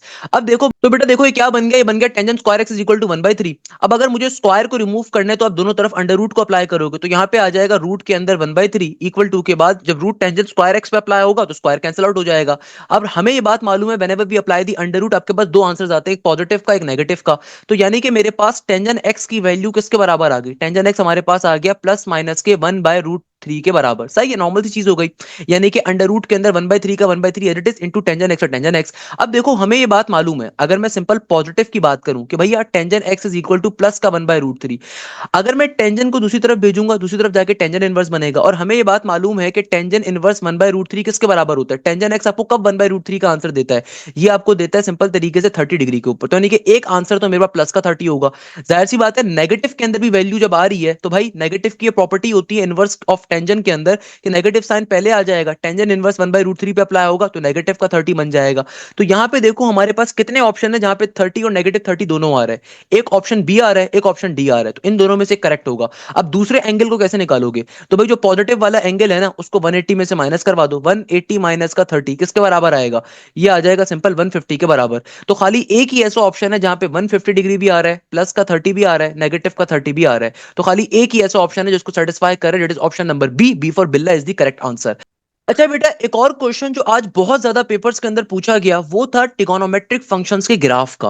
भाई नस के अंदर मैंने आपको पहले भी कहा था trigonometry is the most important part, trigonometry हो गया कॉनिक्स हो गया सबसे ज्यादा इंपॉर्टेंट पार्ट प्ले करते हैं। तो आज की क्लास के अंदर इसको भी जरा समझना जरूरी है क्योंकि आज के जो नस का नेट टू हुआ उसमें शिफ्ट 1 शिफ्ट 2 शिफ्ट 3 तीनों के अंदर ये वाले क्वेश्चन बहुत ज्यादा आए कि भाई आपके पास जो है ना ट्रिगोनोमेट्रिक आइडेंटिटीज के जो ग्राफ्स होते हैं। अब देखो इस ग्राफ को आप कैसे चेक करते हो, हमेशा याद रखिएगा साइन एक्स का ग्राफ कैसा होता है, थोड़ा सा ही आपके पास जो है ना इस तरीके के ऊपर आ रहा होता है। देखो क्योंकि हमें बेसिक प्रॉपर्टीज साइन एक्स की मालूम है, साइन एक्स की बेसिक प्रॉपर्टीज क्या होती हैं, देखो साइन की या कॉस की जब कभी हम बात करते हैं तो हमेशा याद रखिएगा एक्स एक्सिस के ऊपर साइन क्या होता है, एक्स एक्सिस के ऊपर। चलो मैं आपको एक चार्ट बनवा देता हूं, मैं पूरा का पूरा आपको जो है ना एक चार्ट बनवा के दे देता हूं, इस चार्ट को बस ध्यान में रखिएगा, साइन के लिए कॉस के लिए टेंजेंट के लिए। ये चार्ट बेतहाशा इंपॉर्टेंट है, आपको बहुत ज्यादा हेल्प करेगा इंशाल्लाह ताला। देखो जब कभी हम बात करते हैं एक्स एक्सिस की, कभी भी हम बात करते हैं वाई एक्सिस की, तो साइन फंक्शन का कॉन्सेप्ट क्या होता है कि साइन एक्स एक्सिस के ऊपर आपको कैसा एंगल देगा, हमेशा जीरो देगा। अब देखो एक्स एक्सिस के ऊपर कौन से ट्रिगोनोमेट्रिक फंक्शन होते हैं, एक्स एक्सिस के ऊपर आपके पास कौन सा एंगल होता है बेटा, देखो एक्स एक्सिस के ऊपर हमारे पास कौन सा एंगल होता है, एक्स एक्सिस का मतलब है 0 डिग्री का होना और 180 डिग्री का होना। तो एक्स एक्सिस के ऊपर हमेशा साइन की वैल्यू क्या होती है, जीरो, यानी कि साइन जीरो कहां पे होगा, एक्स एक्सिस के ऊपर होगा, यानी कि भैया sine 0 degree is equal to zero, sine 180 is also equal to zero. While on the other hand जब कभी हम वाई एक्सिस की बात करते हैं तो वाई एक्सिस के ऊपर 90 डिग्री होता है और 270 होता है। तो साइन वाई एक्सिस के ऊपर कैसा आपको एंगल देगा, कैसी आपको वैल्यू देगा एंगल की, वो 1 और -1 देता है। साइन 90 प्लस का 1, साइन आपको नेगेटिव का आपको मैक्सिमम कब मिलेगा, नेगेटिव के 1 आपको मिलेगा 270 डिग्री के ऊपर। तो बेटा ये जो ग्राफ होता है इसी चीज को शो कर रहा है कि देखो साइन 90 पे आपको क्या मिल रहा है, 1 मिल रहा है, साइन 0 डिग्री पे आपको 0 मिल रहा है। उसके बाद देखो ये आपको बार नेगेटिव के पाई के ऊपर यानी कि नेगेटिव के 180 के ऊपर ये आपको वापस से अपने ओरिजिन पॉइंट के ऊपर मिलेगा नीचे की जानिब। फिर उसके बाद देखो ये आपको जो नेगेटिव का π/2 है, इसका मतलब क्या, नेगेटिव का 1 ये आपको मिलेगा कहां पे, ये आपको मिलेगा 270 डिग्री के ऊपर, या फिर इसको आसान भाषा में आप कह सकते हो नेगेटिव के π/2 के ऊपर। क्लियर है, तो ये ग्राफ बेसिकली इसको रिप्रेजेंट कर रहा होता है। हमेशा याद रखिएगा एक्स एक्सिस के ऊपर साइन कैसी वैल्यू देता है, जीरो की, यानी कि 0 डिग्री हो, 180 हो, 360 हो। सही है, यहाँ पे देखो 362 पाई आ रहा है ना, उसके ऊपर क्या दे रहा है, जीरो के ऊपर वापस आ जाएगा अपने ओरिजिन पॉइंट के ऊपर। सिमिलरली देखो वाई एक्सिस के ऊपर साइन हमेशा वैल्यूज देता है प्लस का 1 और नेगेटिव का 1, यानी कि ऊपर की जानिब होगे तो प्लस का 1, नीचे की जानिब होगे तो नेगेटिव का 1। वाई एक्सिस के अलोंग कभी भी जाओगे तो हमेशा +1 और -1 मिलता है। वाइल कभी भी अगर हम कॉस की बात करें, अच्छा बेटा सिमिलरली अगर हम कॉस की बात करते हैं, देखो बेटा कॉस जो होता है ना, कॉस आपको एक्स एक्सिस का मतलब क्या है, 0 डिग्री का होना, 180 डिग्री का होना, 360 डिग्री का होना, यानी कि कॉस जो होता है वो हमारे पास इन तमाम एंगल्स के ऊपर आंसर कैसा देता है, एक्स एक्सिस के ऊपर हमेशा आंसर देता है 1 और -1 का। तो बेटा देखो कॉस आपको यहाँ पे देखो ये आपका 1 है ना बेटा, गौर से देखो यहाँ पे इस डायग्राम को, कॉस के डायग्राम को देखो कि 1 आपको कहां मिल रहा है, मैक्सिमम वैल्यू -2 पाई के ऊपर, 2 पाई के ऊपर देखो मैक्सिमम वैल्यू आपको मिल रही है। सही है ना, तो यानी कि 0 के ऊपर देखो, 0 के ऊपर भी मैक्सिमम वैल्यू मिल रही है। यानी कि बेटा देखो कॉस जो होता है आपको पाई के ऊपर, 2 पाई के ऊपर या 0 डिग्री के ऊपर हमेशा अपनी एंगल की वैल्यू मैक्सिमम पे देगा, 1 या -1 पे देगा। वाइल वाई एक्सिस का मतलब है कि भाई π/2 का होना, 3π/2 का होना, यानी कि 90 डिग्री 270 का होना। तो कॉस हमेशा वाई एक्सिस के ऊपर आपको वैल्यू देता है 0 की। तो यहां पे आप देख लो इसी चीज चीज को रिप्रेजेंट हुआ है, देखो पाई बाय 2 के ऊपर क्या मिल रहा है, ये आपको ओरिजिन का पॉइंट मिल रहा है। 3 पाई बाय 2 नेगेटिव पे देखो ओरिजिन का पॉइंट मिल रहा है, यानी कि जीरो के ऊपर आ रहा है, जीरो पे लाई कर रहा है। पाई बाय 2 पे देखो, इधर देखो भैया सिंपल तरीके 3 पाई बाय 2 के ऊपर। तो याद रखिएगा इस बेसिक टेबल को, ये टेबल बहुत इंपॉर्टेंट है। तो आज जो हमारे पास क्वेश्चंस आए थे नस के अंदर, वहां पे टेबल रिलेटेड क्वेश्चंस पूछे हुए थे कि सिंपल आपसे डायग्राम पूछी भी थी कि साइन का कर्व कैसा होता है, साइन का ग्राफ कैसा होता है, कॉस का ग्राफ कैसा होता है। अब आपको ये टेबल याद होना चाहिए भाई, मैंने इनवर्स ट्रिगोनोमेट्रिक फंक्शन के जो आपको ग्राफ पढ़ाए थे उसके अंदर मैंने ये आपको बना के दिखाए थे। मैंने आपसे क्या कहा था, बेटा ये पेपर के लिए बेतहाशा इंपॉर्टेंट है, कुछ करो ना करो इनको लाजमी कर लो। वाइल देखो टेंजन का भी साथ साथ समझ लो, टेंजन के अंदर क्या होता है। टेंजन के अंदर बेटा एक्स एक्सिस के ऊपर टेंजन की वैल्यू हमेशा जीरो होगी, यानी कि बेटा 0 डिग्री हो 180 डिग्री हो वहां पे हमेशा जीरो आंसर मिलेगा, 360 डिग्री हो हमेशा जीरो मिलेगा। While on the other end Y axis के ऊपर टेंजन हमेशा इन्फिनिटी पे चला जाता है। तो ये टेंजन के अगर आप ग्राफ को गौर से देखो इसमें यही बात हुई हुई है कि देखो भाई इसको पढ़ने का तरीका देखो, हमेशा एक्स एक्सिस का मतलब क्या है, 0 डिग्री। देखो 0 डिग्री के ऊपर ये जीरो के अलोंग मूव कर रहा है।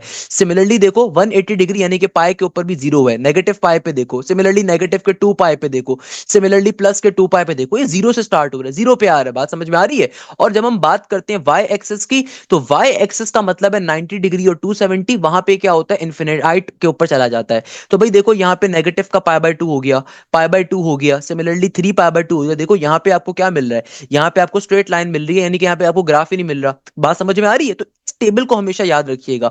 सेकंड नंबर के ऊपर खुदारा इन ग्राफ्स को पढ़ के चले जाइएगा कि भाई साइन एक्स का कर्व कैसा होता है, कॉस एक्स का कैसा होता है, टेंजन का कैसा है, कॉसेक का कैसा होता है, सेक का क्या होता है और कॉट का क्या होता है। इनको लाजमी तौर पे पढ़ के जाइएगा पहले नंबर के ऊपर। ट्रिगोनोमेट्री में इसके क्वेश्चंस बहुत ज्यादा पूछे गए।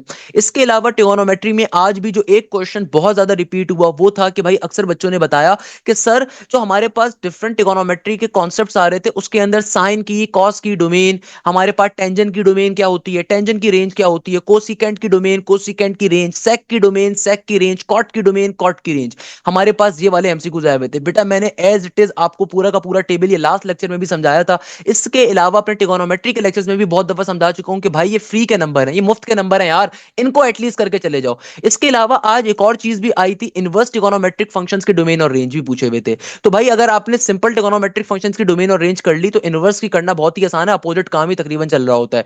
तो भाई इनवर्स ट्रिगोनोमेट्रिक फंक्शन के भी बहुत ज्यादा एमसीक्यूज आज पूछे गए थे, डोमेन के, रेंज के, कि साइन इनवर्स की डोमेन क्या है, साइन इनवर्स की रेंज क्या है। बेसिक क्वेश्चन है भाई, इसमें कोई मुश्किल नहीं है। कॉस इनवर्स की डोमेन क्या है, कॉस इनवर्स की रेंज क्या है, टेंजन इनवर्स की डोमेन क्या है, टेंजन इनवर्स की रेंज क्या है, कॉट इनवर्स की, कॉसेक इनवर्स की, सेक इनवर्स की एंड सो ऑन। भाई इसको जहन में बिठाना सबसे आसान है। कैसे, आप खुद सोचो। लेट सपोज अगर मुझे साइन इनवर्स की डोमेन देखनी है, डोमेन का मतलब होता है इनपुट वैल्यू। आप खुद सोचो साइन इनवर्स मैक्सिमम आंसर कब देगा। भाई जब मैं प्लस का 1 डालूंगा ना, तो प्लस के 1 पे मुझे क्या मिलेगा, जाहिर सी बात है मैक्सिमम वैल्यू मिल जाएगी ना बेटा। डोमेन यानी कि मैं कहां से कौन सी वैल्यूज डाल सकता हूं। तो भाई अगर आप साइन इनवर्स 1 डालोगे तो क्या मिलेगा, साइन इनवर्स 1 होता है 90 डिग्री के ऊपर। तो सिंपल सी बात है भैया, क्या मुश्किल है। साइन इनवर्स -1 किस पे होता है, इस तरीके से चेक कर लो, कोई मुश्किल थोड़ी है इसके अंदर। तो बेसिक कॉन्सेप्ट्स हैं भाई, आपने कुछ भी नहीं करना, चीजों को खाली एनालाइज करना होता है, कुछ भी नहीं करना। क्या करना है, एनालाइज करना है कि साइन इनवर्स नेगेटिव का 1 डालूंगा, नेगेटिव का 90 मिलेगा, रेंज का पहला पार्ट हो गया। साइन इनवर्स में प्लस का 1 डालूंगा, प्लस का 90 मिलेगा, पावर 2 मिलेगा। तो भाई ये बेसिक चीज है, खुदारा इन 3 टेबल्स को याद रख कर लीजिएगा, इसके क्वेश्चंस बहुत ज्यादा पेपर्स में आ रहे हैं। इसके अलावा एक और क्वेश्चन जो आज पेपर्स में आया वो था पीरियड्स का। देखो मैंने कल की क्लास में भी बताया था, दोबारा रिपीट कर रहा हूं, पीरियड के कॉन्सेप्ट को समझ के चले जाओ, पीरियड और एम्पलीट्यूड के इसके क्वेश्चंस आ जाते हैं। हमेशा याद रखिएगा साइन का कॉस का जो स्टैंडर्ड पीरियड होता है वो होता है 2 पाई, वाइल टेंजन का जो स्टैंडर्ड पीरियड होता है ना बेटा, ये होता है पाई के बराबर। ये इनके स्टैंडर्ड पीरियड्स हैं। अगर कभी भी एग्जामिनर आपसे पूछे कि भैया साइन का या कॉस का स्टैंडर्ड पीरियड बताओ, तो साइन और कॉस का जो स्टैंडर्ड पीरियड है वो किसके बराबर है, 2 पाई के बराबर है। क्लियर है, it's a very normal thing. तो भाई और टेंजन का स्टैंडर्ड पीरियड क्या है, पाई के बराबर। सिमिलरली अगर कॉसेक का पूछ लिया जाए तो कॉसेक का स्टैंडर्ड पीरियड क्या होगा, सेम साइन वाला। सिमिलरली हमारे पास जो कॉट का स्टैंडर्ड पीरियड होगा सेम टेंजन वाला होगा। सिमिलरली सेक का स्टैंडर्ड पीरियड क्या होगा, आपके पास कॉस वाला होगा। It's a very normal thing. ये वाले क्वेश्चंस अक्सर पेशतर पेपर में आते हैं, पता नहीं क्यों बच्चे इसको आप लोग नहीं कर रहे। बेटा ये सबसे इंपॉर्टेंट कॉन्सेप्ट है, कुछ ना करो बेशक इस चीज को करके चले जाओ। अच्छा बेटा, पीरियड के ऊपर 2 से 3 एमसीक्यूज मैं आपको सॉल्व करवा रहा हूं जो आज नर्स के डिफरेंट शिफ्ट्स के अंदर पूछे गए। एक क्वेश्चन तो बड़ा सिंपल सा था, cos 4x का पीरियड निकालने के लिए आ गया। अरे भाई cos 4x का पीरियड कैसे निकालोगे, मैंने क्या बताया था। देखो किसी भी ट्रिगोनोमेट्रिक फंक्शन अगर पीरियड आपको निकालना है ना, सबसे पहले उसको स्टैंडर्ड पीरियड लिखो। जो भी टर्म आपके फंक्शन से मल्टीप्लाई हो रही हो दूसरी तरफ आके डिवाइड हो जाएगी। अगर यहाँ पे कोई टर्म आपके फंक्शन से डिवाइड हो रही है दूसरी तरफ आके मल्टीप्लाई कर देगा। देखो यहाँ पे 4 मल्टीप्लाई हो रहा है एंगल के साथ, नीचे आके डिवाइड हो जाएगा, तो क्या बन जाएगा, 2 2 4। तो आपका स्टैंडर्ड आपका पीरियड क्या आ जाएगा इस फंक्शन का cos 4x का पाई बाय 2 के बराबर। अच्छा, एक और क्वेश्चन ही पेपर में आया हुआ था, मुझे वो याद आ गया इसलिए मैं आपको बता देता हूं। एक और क्वेश्चन ही पेपर में आया था आज। वो क्वेश्चन ये था कि भैया तुम्हारे पास क्वेश्चन आ रहा था sin 5x प्लस का पाई बाय 2। अक्सर बच्चे इस क्वेश्चन का पीरियड निकालने में गलती कर देंगे। याद रखिएगा, कभी भी ट्रिगोनोमेट्रिक फंक्शन अगर आपने पीरियड निकालना है ना, सबसे पहले इसका स्टैंडर्ड पीरियड रखो। साइन का स्टैंडर्ड पीरियड होता है 2 पाई। अब देखो अक्सर बच्चे क्या करते हैं, यहाँ पे प्लस का पाई बाय 2 भी सर आ रहा है। अरे भाई, तुम्हें उससे लेना देना थोड़ी है। तुम अपने फंक्शन पे फोकस करो। तुम्हारा फंक्शन का जो भी तुम्हारी टर्म तुम्हारे एंगल से मल्टीप्लाई हो रही है दूसरी तरफ आके डिवाइड होगी। जो भी टर्म तुम्हारे एंगल से डिवाइड हो रही है दूसरी तरफ आके मल्टीप्लाई होगी। तो देखो यहाँ पे 5 क्या हो रहा है, मल्टीप्लाई, तो सिंपल वहां पे आके डिवाइड हो जाएगा। तो इसका पीरियड क्या आ जाएगा, देखो इसका पीरियड क्या आ जाएगा, सिंपल 2 पाई बाय 5 के बराबर। ये इस क्वेश्चन की लॉजिक। बच्चे जो है ना इस तरह के क्वेश्चंस के अंदर बड़े कंफ्यूज हो जाते हैं। याद रखिएगा, आपको सिर्फ आपका जो लेना और देना होता है ना, वो आपका जो ओरिजिनल एंगल से टर्म मल्टीप्लाई हो रही होती है, डिवाइड हो रही होती है, उसके साथ होता है। आपने कुछ भी नहीं करना। फॉर एग्जाम्पल एक और क्वेश्चन देखते हैं। मैं कहता हूं कि आपके पास क्वेश्चन आ रहा है कॉस पाई बाय 3 प्लस का मैं कहता हूं कहीं पे लिखा हुआ है 5 by 7 into Y. Let suppose ये आपका फंक्शन आ रहा है। एग्जामिनर कहता है इसका पीरियड बताओ। देखो कॉस का कॉट का स्टैंडर्ड पीरियड क्या होता है, कॉट का स्टैंडर्ड पीरियड होता है पाई के बराबर। अब देखो जो टर्म तुम्हारे एंगल से, एक्चुअल एंगल से जो वेरिएबल है उससे मल्टीप्लाई हो रही है, दूसरी तरफ जाके क्या हो जाएगी, डिवाइड हो जाएगी। और जो टर्म डिवाइड हो रही है दूसरी तरफ जाके मल्टीप्लाई हो जाएगी, तो उसका पीरियड क्या होगा, 7 पाई बाय 5 के बराबर। It's a very normal thing. अच्छा, एक और क्वेश्चन जो आज नस्ट के एग्जाम में आया था वो ये था। एग्जामिनर कहता है cos x by 2 plus tangent x का पीरियड बताओ। अब देखो सॉल्व कैसे करोगे, सबसे पहले तो इनका नॉर्मल पीरियड निकालो। cos x बाय 2 का इंडिविजुअल पीरियड निकालो, टेंजेंट x का इंडिविजुअल पीरियड निकालो। देखो cos x बाय 2 का इंडिविजुअल पीरियड क्या होगा, cos का स्टैंडर्ड पीरियड होता है 2 पाई। जो टर्म यहाँ पे डिवाइड हो रही है वहां पे जाके क्या हो जाएगी, मल्टीप्लाई, तो 2 से 2 मल्टीप्लाई हो जाएगा। तो क्या बन गया, 4 पाई के बराबर। यानी कि cos x बाय 2 का जो आपके पास पीरियड है वो क्या है, 4 पाई के बराबर। टेंजेंट x का पीरियड क्या होगा, प्लस का साइन बीच में एज इट इज। पहले इंडिविजुअल पीरियड निकाल लो। टेंजेंट x का पीरियड क्या होता है, पाई के बराबर। तो सिंपल तरीके से यानी कि टेंजेंट x का पीरियड क्या, पाई के बराबर। अब अक्सर बच्चे क्या करते हैं, इनको ऐड करवा देते हैं। भाई ऐड नहीं करवाना, यहाँ पे एलसीएम लोगे। ये जो आपके कोफिशिएंट्स हैं इनका एलसीएम लोगे, तो 4 और 1 का एलसीएम क्या होगा, 4 के बराबर। तो आपका आंसर क्या हो जाएगा, 4 पाई के बराबर। भाई LCM is a very normal thing, least common multiple. तो क्या है लीस्ट कॉमन मल्टीपल, 1 और 4 के अंदर 4 होगा ना बेटा। तो सिंपल तरीके से क्या आ गया, 4 पाई। एक और क्वेश्चन समझो बात समझने के लिए। भाई बहुत दफा एग्जामिनर क्या करेगा, इस तरह की आपको दो ट्रिगोनोमेट्रिक फंक्शंस दे देगा और आपसे बोलेगा उसका पीरियड बताओ। ये क्वेश्चन भी आज नस्ट के एग्जाम में आया हुआ था। तो कैसे सॉल्व करोगे, देखो ट्रिगोनोमेट्री का बेसिक कॉन्सेप्ट है, मेरे लेक्चर्स में सारी बातें मैंने आपको पढ़ाई हुई है। कोई भी बंदा अगर आपसे कहता है ना कि 4 मिनट की वीडियो 10 मिनट की वीडियो में काम कंप्लीट हो जाता है, ऐसा नहीं होता। मैंने आपको एक एक चीज अपने लेक्चर्स के अंदर पढ़ाई है बेटा, एक एक चीज बड़ी मेहनत से पढ़ाई हुई है। तो सेम मेरे लेक्चर्स के अंदर से मेरे तो क्वेश्चन मैंने करवाए हुए हैं। तो साइन 2x का इंडिविजुअल पीरियड क्या होगा, देखो इस क्वेश्चन को सॉल्व कैसे करोगे। सबसे पहले साइन का अपना पीरियड निकाल लीजिए। तो साइन का स्टैंडर्ड पीरियड होता है 2 पाई। जो भी टर्म यहाँ पे एंगल से मल्टीप्लाई हो रही है दूसरी तरफ आके डिवाइड हो जाएगी। 2 से 2 कट गया तो ये बन गया पाई के बराबर। कॉस का जो भी इंडिविजुअल पीरियड होता है पहले वो निकाल लो। कॉस का सिंपल स्टैंडर्ड पीरियड क्या होता है, 2 पाई। तो यहाँ पे कोई टर्म एंगल के साथ नहीं है तो एज इट इज यही आ गया। तो ये क्या बन गया, ये बन गया पाई प्लस का 2 पाई। अब देखो यहाँ पे क्या है 1 पाई, यहाँ पे है 2 पाई। अगर मुझे कंबाइंड टर्म का पीरियड निकालना है तो क्या करेंगे, इन दोनों टर्म्स का एलसीएम ले लेंगे। क्या करेंगे बेटा, एलसीएम लेंगे तो सिंपल तरीके से आंसर क्या आ जाएगा, 2 पाई के बराबर। इस तरीके से क्वेश्चन क्या हो गया, आपका सॉल्व हो गया। बेटा ये इतनी बड़ी मेहनत से मैं एक एक चीज आपको पढ़ाता हूँ, ये बड़ी इंपॉर्टेंट होती है। तो देखो ये क्वेश्चंस पेपर में आए हुए, तो मेरा बच्चा होगा वो खुशी से उछल रहा होगा, लिटरली खुशी से उछल रहा होगा। अब देखो नेक्स्ट। अच्छा बेटा एक और क्वेश्चन जो आज शिफ्ट नंबर 2 के अंदर नस के एग्जाम के अंदर पूछा गया, ये क्वेश्चन था कि भाई अगर sin x की वैल्यू बराबर है 0.5 के तो बताइए sin 2x इसके बराबर होगा। देखो इस क्वेश्चन को कैसे सॉल्व करोगे, सबसे पहले तो आपको पता होना चाहिए कि 0.5 का मतलब क्या है। देखो डेसिमल को कभी भी जब आप राइट हैंड साइड पे शिफ्ट करते हो ना, तो देखो अगर मैं डेसिमल को राइट हैंड साइड पे भेजूंगा, जितने डिजिट आप डेसिमल को आगे भेजोगे 1 के बाद उतने 0 आ जाएंगे। तो ये बन गया 5 1 5 5 2 10। यानी कि हमारे पास sin x की वैल्यू आ गई 1/2 के। और हमें ये बात मालूम है साइन किस एंगल पे 1/2 का आंसर देता है, 30 डिग्री के ऊपर। कि अगर आप साइन को दूसरी तरफ भेजोगे साइन इनवर्स 1/2 बनेगा, तो x की वैल्यू किसके बराबर आ जाएगी, 30 डिग्री के बराबर। तो उठा के इस 30 डिग्री को sin 2x में डाल दो। आपको निकालना है क्या, इस क्वेश्चन में आपसे मांगा हुआ था sin 2x, तो x की वैल्यू मेरे पास आ गई 30 डिग्री के बराबर। 30 इंटू 2 ये क्या बन जाएगा, ये बन जाएगा सिंपल sin 60 डिग्री के बराबर। और sin 60 किसके बराबर होता है, sin 60 निकालने का आंसर होता है √3/2। तो ये इस क्वेश्चन का आंसर था। तो भाई देखो इस तरह के क्वेश्चन ही पेपर में अक्सर और पेशतर पूछे जाते हैं। अच्छा एक और क्वेश्चन आज आज आया था पेपर के अंदर, इसमें एग्जामिनर कह रहा है कि अगर टेंजेंट थीटा की वैल्यू नेगेटिव का 1/3 है, such that the terminal arm does not lies in the fourth quadrant, then the terminal arm lies in dash. अब देखो इस क्वेश्चन की लॉजिक क्या है। एग्जामिनर कह रहा है कि तुम्हारे पास टेंजेंट थीटा की वैल्यू है नेगेटिव के अंदर। एग्जामिनर आपसे कहता है कि टेंजेंट थीटा की वैल्यू है नेगेटिव के अंदर, और आपसे कह रहा है कि भाई चौथे क्वाड्रेंट के अंदर टेंजेंट का एंगल लाई नहीं कर रहा, तो बताइए कहां कर रहा होगा। देखो हमें मालूम है ऑल सिली टॉम कैट्स, यानी कि बेटा फर्स्ट क्वाड्रेंट पे सब पॉजिटिव होता है, सेकंड क्वाड्रेंट में सिर्फ साइन पॉजिटिव होता है, थर्ड क्वाड्रेंट में टेंजेंट पॉजिटिव होता है, और फोर्थ क्वाड्रेंट के ऊपर कॉस पॉजिटिव होता है। हमें ये बात मालूम है। देखो अगर तो ये फर्स्ट पे लाई करता होता ना, तो इसका एंगल का आंसर पॉजिटिव में होता, तो यानी कि फर्स्ट पे तो लाई नहीं कर रहा, और एग्जामिनर ने खुद बता दिया चौथे पे लाई करता नहीं है, तो चौथा भी कैंसिल आउट हो गया। तो भैया तीसरा जो होता है ना, वो तो इटसेल्फ टेंजेंट का अपना होता है, वहां पे अगर इसका एंगल लाई कर रहा होता तो ये ऑब्वियसली पॉजिटिव में होता, तो तीसरा भी नहीं हो सकता क्योंकि भाई ये नेगेटिव के अंदर है। तो खाली आपके पास कौन सा ऑप्शन बचता है, आपके पास सेकंड क्वाड्रेंट बचता है। तो यानी कि हमारा ये एंगल कहां पे लाई कर रहा है, सेकंड क्वाड्रेंट के अंदर लाई कर रहा है। That's the logic. बेटा देखो इस क्वेश्चन की लॉजिक क्या है, लॉजिक बहुत ही सिंपल सी है। एग्जामिनर आपसे कह रहा है कि भाई अगर टेंजेंट थीटा की वैल्यू नेगेटिव के अंदर आ रही है, और अगर आपका एंगल चौथे क्वाड्रेंट में एग्जिस्ट नहीं कर रहा, देखो याद रखिएगा पहले क्वाड्रेंट के ऊपर तो तमाम ट्रिगोनोमेट्रिक फंक्शंस आपको पॉजिटिव का आंसर देते हैं, तो ये नेगेटिव की वैल्यू है। और तीसरा जो क्वाड्रेंट होता है वहां पे हमारे पास हमेशा क्या होता है, टेंजेंट पॉजिटिव होता है, तो इसका मतलब ये दो तो वैसे ही कैंसिल आउट हो गए, तो खाली आपके पास सेकंड बचता है और फोर्थ बचता है। एग्जामिनर ने खुद कहा हुआ है कि फोर्थ क्वाड्रेंट के अंदर आपका ये एंगल लाई नहीं कर रहा, तो इसका मतलब कहां लाई कर रहा होगा, सेकंड क्वाड्रेंट पे कर रहा होगा। That's the logic here. एक और क्वेश्चन जो हमारे पास पेपर में आया बड़ा इंटरेस्टिंग था। एग्जामिनर कहता है कि भाई साइन एक्स की और कॉस एक्स की कहां पे आपको सेम वैल्यू मिलती है मगर साइंस क्या हो, अपोजिट हो। देखो इसका सिंपल सा आंसर है हमारे पास, सिंपल तरीके से, कौन सा, ऐसी कौन सी जगह है जहां पे आपको साइन की और कॉस की वैल्यू तो सेम मिलेगी मगर हमेशा हमारे पास उनके साइंस क्या होंगे, अपोजिट होंगे। अब आप खुद सोचो ऐसा कौन सी जगह होगी। देखो अगेन ये सवाल भी पिछले सवाल से लिंक कर रहा है। कैसे, कि देखो बेटा हमें ये बात मालूम है कि साइन 45 के ऊपर, या जो 45 डिग्री होता है ना, 45 डिग्री के ऊपर साइन थीटा की और कॉस थीटा की वैल्यू सेम होती है। यानी कि आप कभी भी साइन 45 निकालो या कॉस 45 निकालो, दोनों का आंसर क्या आएगा, दोनों का आंसर आएगा 1/√2, या फिर इसको अक्सर लोग इस तरीके से लिखते हैं √2 डिवाइडेड बाय 2। यानी कि 45 डिग्री पे तो सेम होगा, क्यों, क्योंकि फर्स्ट क्वाड्रेंट में 45 डिग्री लाई कर रहा है, तो यहाँ पे दोनों पॉजिटिव होंगे।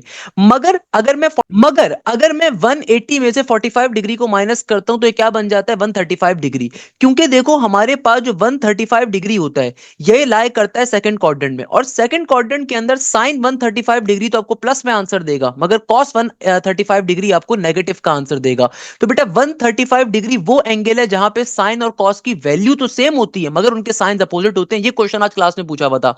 अच्छा नेक्स्ट क्वेश्चन जो अगेन रेंज का आ रहा है, तो आई गेस मुझे इसे करवाने की जरूरत नहीं है, मैंने ऊपर इसको बहुत डिटेल में बता दिया कि साइन एक्स की रेंज क्या होती है, भाई 1 और -1 के दरमियान में लाई कर रही होती है। सही है। अच्छा एक और क्वेश्चन जो आज पेपर के अंदर पूछा गया वो ये था कि अगर आपके पास एक बाइनोमियल टर्म गिवन है तो बताइए कोफिशिएंट ऑफ एक्स स्क्वायर क्या होगा।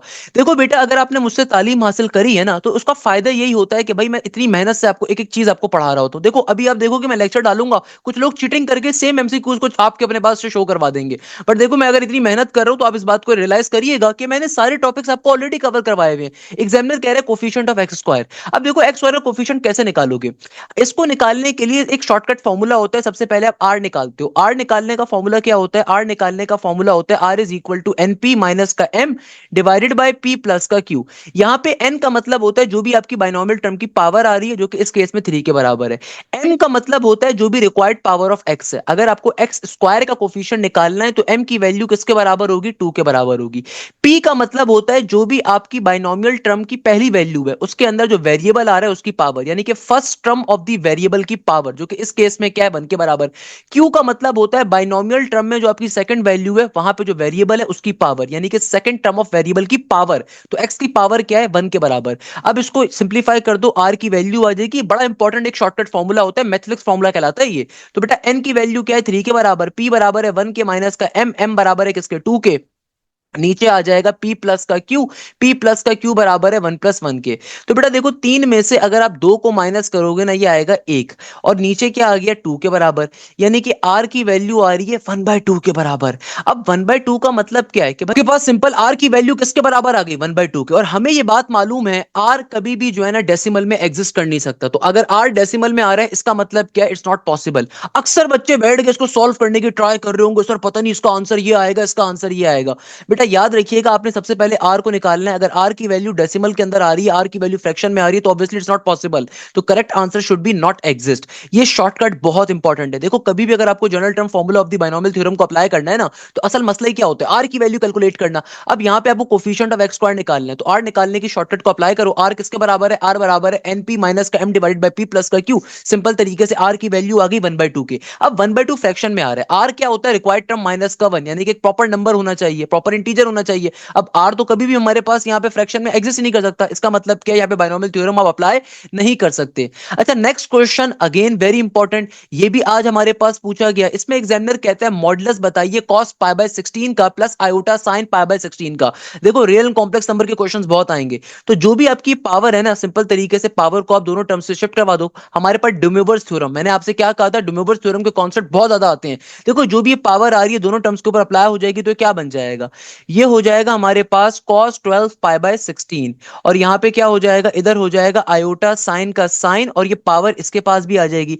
देखो डुमोवर्स थ्योरम क्या कहता है, डुमोवर्स थ्योरम कहता है कि भाई कभी भी तुम्हारे पास अगर पोलर फॉर्म में कॉम्प्लेक्स नंबर गिवन है, बाहर कोई पावर आ रही है, तो वो पावर बेसिकली एंगल्स का मल्टीपल बन जाती है। सही है ना, एंगल से आके मल्टीप्लाई हो जाती है।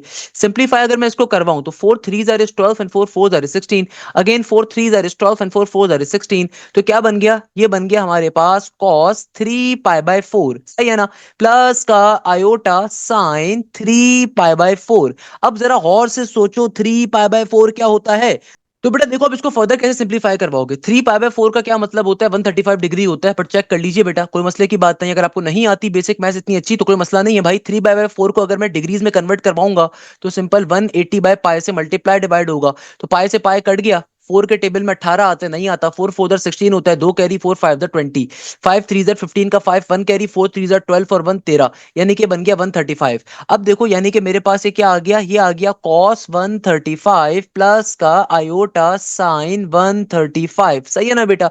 अब देखो cos 135 किसके बराबर होता है, हमें पता है कि भैया cos 135 का फॉर्मूला होता है, cos 135 डिग्री की वैल्यू किसके बराबर होगी, अभी ऊपर बताया, अभी बताया कि भाई सिंपल तरीके से होती है ये 1/√2 के नेगेटिव के अंदर, प्लस का आयोटा, और साइन 135 किसके बराबर होता है, ये बराबर होता है पॉजिटिव का 1/√2 के। तो भाई देखो सिंपल तरीके से cos 135 प्लस का आयोटा साइन 135 इसके बराबर आ गया। आपको इस क्वेश्चन में देखो फाइंड क्या करना है, मॉडुलस। मॉडुलस का मतलब क्या होता है कि भैया simple magnitude of a complex number, तो जो भी आपका रियल पार्ट आ रहा है उसका भी स्क्वायर करोगे, जो इमेजिनरी पार्ट आ रहा है उसका भी स्क्वायर कर दोगे। It's a very normal thing. तो हम सिंपल तरीके से देखो बेटा, रियल पार्ट का भी स्क्वायर कर दिया, इमेजिनरी पार्ट का भी स्क्वायर कर दिया, तो ये क्या बन जाएगा, √2 का स्क्वायर क्या हो जाएगा, सिंपल 2 के बराबर, तो ये क्या बन जाएगा बेटा, रूट का रूट एज इट इज, ये हो जाएगा 1/2। यहाँ पे देखो 1/√2 का स्क्वायर, ये भी क्या बन जाएगा, सिंपल हाफ के बराबर। याद रखिएगा whenever you are taking a modulus, आप कभी भी आयोटा के साइन क्यों नहीं लगाते। तो सिंप्लीफाई करवाने के ऊपर क्या बन गया, ये बन गया 1/2 प्लस का 1/2, हाफ प्लस का हाफ बराबर होता है 1 के, और √1 बराबर होता है किसके, 1 के। तो हमारे पास इस क्वेश्चन का आंसर क्या आ गया, फाइनली प्लस के 1 के बराबर। तो correct answer should B positive का 1। करेक्ट आंसर किसके बराबर होगा बेटा, प्लस के 1 के बराबर होगा। इस तरीके से क्वेश्चन सॉल्व कर लिए। कैसे किया, दोबारा समझ लो, ये क्वेश्चन बहुत इंपॉर्टेंट है कि भैया देखो ये क्वेश्चन अभी शिफ्ट नंबर 1 में भी आया, 2 में भी आया, और मुझे कभी इम्कान है कि 3 में भी आज के दिन आया होगा।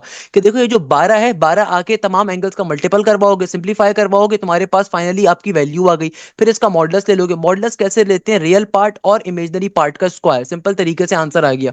बेटा आप देखोगे कुछ लोग जो है ना इसको कॉपी पेस्ट मार के अपने चैनल पर डाल देंगे माशाल्लाह से, तो याद रखिएगा मैंने आपको सारे क्वेश्चन पहले ही करवा दिए थे। अच्छा बेटा अब देखो ये एक और क्वेश्चन है जो आज पेपर के अंदर पूछा गया, अक्सर बच्चे इसको समझ ही नहीं पाए। इस क्वेश्चन के लॉजिक क्या, एग्जामिनर कह रहा है what should be the value of theta less than π/2 when cos π/2 minus theta is equal to 0। यानी कि देखो यहाँ पे आपको ट्रिगोनोमेट्रिक इक्वेशन दी हुई है, cos π/2 माइनस थीटा किसके बराबर है, 0 के। सबसे पहले तो मैं इसको सिंप्लीफाई कर लेता हूँ। cos π/2 माइनस थीटा का मतलब क्या है, देखो भाई मैंने आपको इसकी शॉर्टकट पढ़ाई थी कि सिंपल तरीके से आपके पास देखो यहाँ पे क्या वैल्यू आ रही है, अब खुद समझो कि देखो आपका जो रेफरेंस एंगल है वो कहां पे आ रहा है, रेफरेंस एंगल मेरे पास आ रहा है वर्टिकल लाइन पे। अगर रेफरेंस एंगल वर्टिकल लाइन पे हो तो जो भी आपका ट्रिगोनोमेट्रिक फंक्शन क्वेश्चन में होता है आंसर में वो चेंज हो जाता है। तो ये बन गया साइन का साइन, जो भी आपका दूसरा एंगल है वो आ जाएगा। और π/2 माइनस थीटा का मतलब क्या है, फर्स्ट क्वाड्रेंट, तो फर्स्ट क्वाड्रेंट में कॉस क्या होता है, पॉजिटिव होता है, तो सिंपल साइन थीटा। तो साइन थीटा की वैल्यू आ गई किसके बराबर, 0 के बराबर। अब देखो भाई अगर मैं साइन को दूसरी तरफ भेजूंगा तो थीटा की वैल्यू क्या आ जाएगी, थीटा की वैल्यू आ जाएगी साइन इनवर्स 0, और साइन इनवर्स 0 बराबर होता है किसके, जीरो के। तो बेटा देखो थीटा की वैल्यू किसके बराबर आ गई, जीरो के बराबर आ गई। ऑप्शंस अपने चेक कर लो, बिल्कुल option number D for dog is the correct answer. यहाँ पे देखो आपके पास सिंपल तरीके से ये ऑप्शन गिवन है। अच्छा इस क्वेश्चन को वैसे आप एक और तरीके से भी सॉल्व कर सकते हो कि आपको यहाँ पे अगर आप गौर से देखो तो आपको फंक्शन क्या गिवन था, फंक्शन गिवन था cos पाई बाय 2 माइनस का थीटा इक्वल टू के बाद जीरो। अगर मैं cos को दूसरी तरफ भेजूंगा तो वहां पे जाके वो cos इनवर्स हो जाएगा, तो ये बन गया पाई बाय 2 माइनस का थीटा। cos इनवर्स जीरो किसके बराबर होता है, ये बराबर होता है हमारे पास पाई बाय 2 के। तो नॉर्मल सी बात है भाई, प्लस का पाई बाय 2 जब वहां पे जाएगा तो पाई बाय 2 से पाई बाय 2 कट जाएगा, तो यहां से भी थीटा की वैल्यू हमारे पास जीरो के बराबर ही आएगी। अब किसी भी मेथड का इस्तेमाल करो आंसर सही आता है। नेक्स्ट क्वेश्चन में एग्जामिनर कह रहा है if a line bisect second and fourth quadrant then the angle of line will be dash. अब देखो ये जो क्वेश्चन आ रहा है कोऑर्डिनेट ज्योमेट्री का आ रहा है।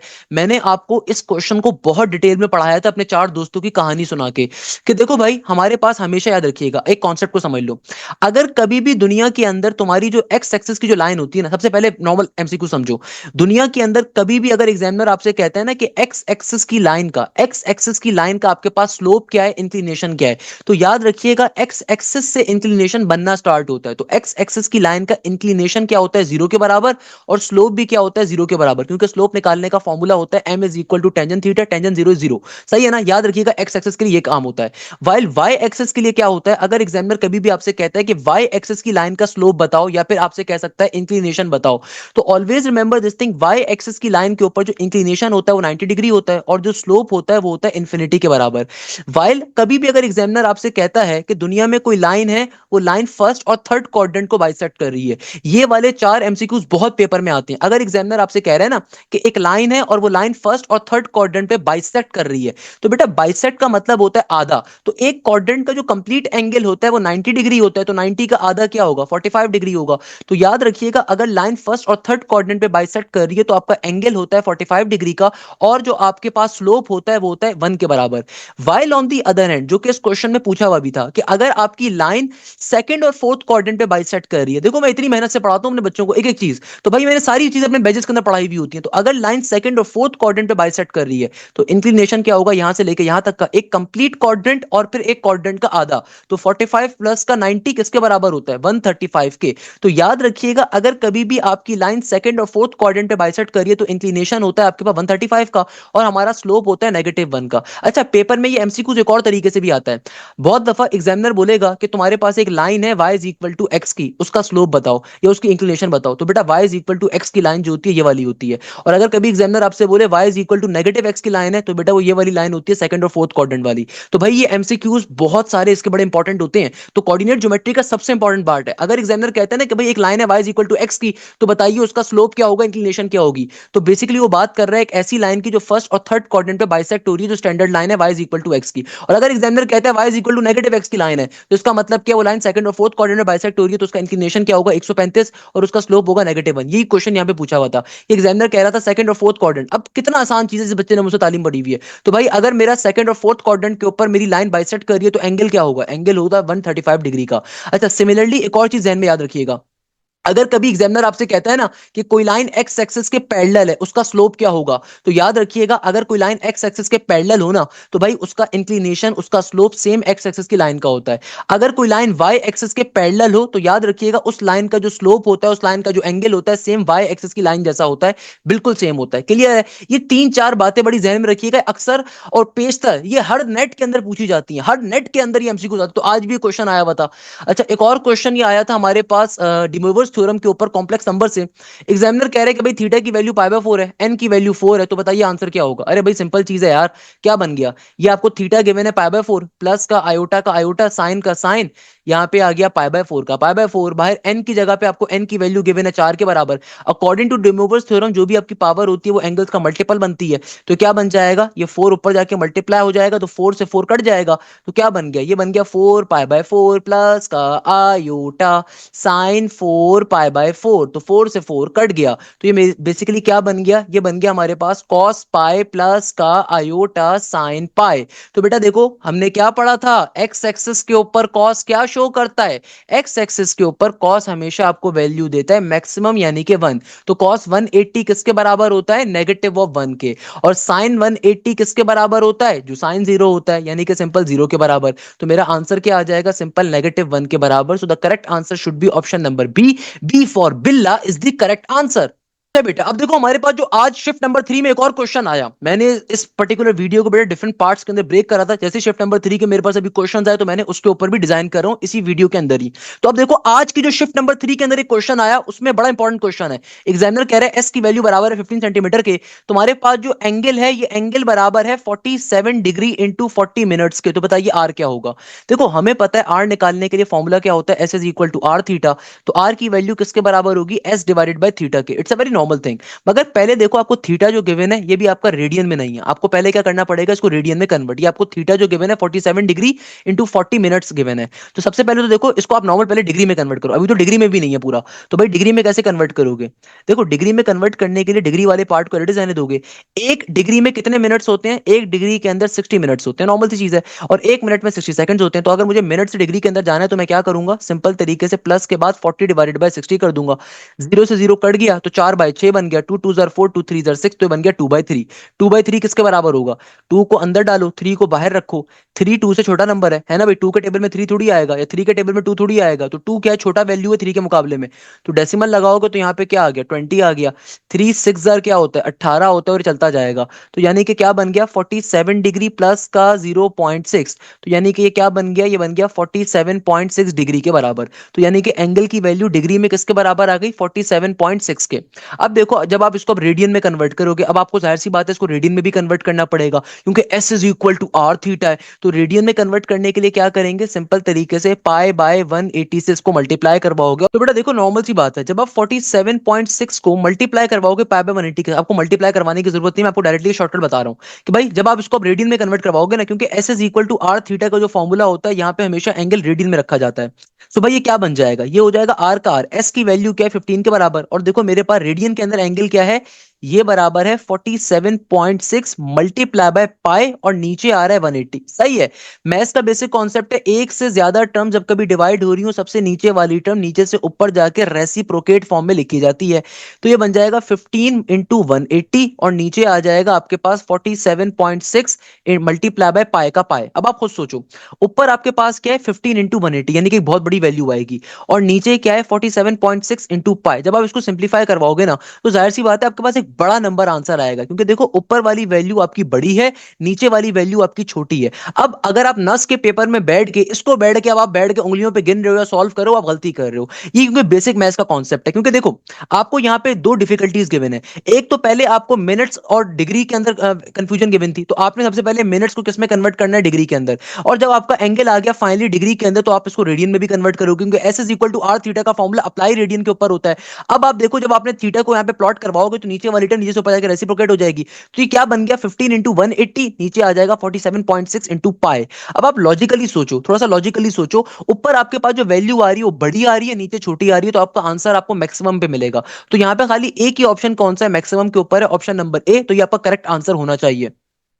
अच्छा बेटा, आज हमारे पास नस के एग्जाम के अंदर एक क्वेश्चन जो सबसे ज्यादा इंपॉर्टेंट था जो पूछा गया ना, वो ये था कि भाई A B C D is a square of the length X, point P Q R S are the mid point of each side, find the area of the square P Q R S. यानी कि देखो बेटा, ये जो अंदर वाला आपको square दिख रहा है ना, आपको बेसिकली इस स्क्वायर का क्या निकालना है, एरिया निकालना है। देखो मैंने आपसे पहले भी बात बताई थी कि भाई जो शेडेड रीजन वाले क्वेश्चंस हैं ज्योमेट्री के, उसके ऊपर मैंने 2 लेक्चर्स डाले में, बोथ आर एक्सट्रीमली इंपॉर्टेंट। बेटा इतनी मेहनत अगर मैं कर रहा होता हूं तो भाई आप लोगों के लिए करता हूं ना, अगर इतनी मेहनत मैं करता हूं तो काइंडली उन लेक्चर्स को लाजमी तौर पे लिया करो। तो भाई वो उस लेक्चर को आपने लिया हुआ आपके लिए बच्चों वाला क्वेश्चन है कि देखो आपको एग्जामिनर बेसिकली कह रहा है कि जो बाहर वाला स्क्वायर आ रहा है ना एबीसीडी, इस स्क्वायर की हर साइड की वैल्यू, इस स्क्वायर के हर साइड की वैल्यू किसके बराबर है, एक्स के बराबर।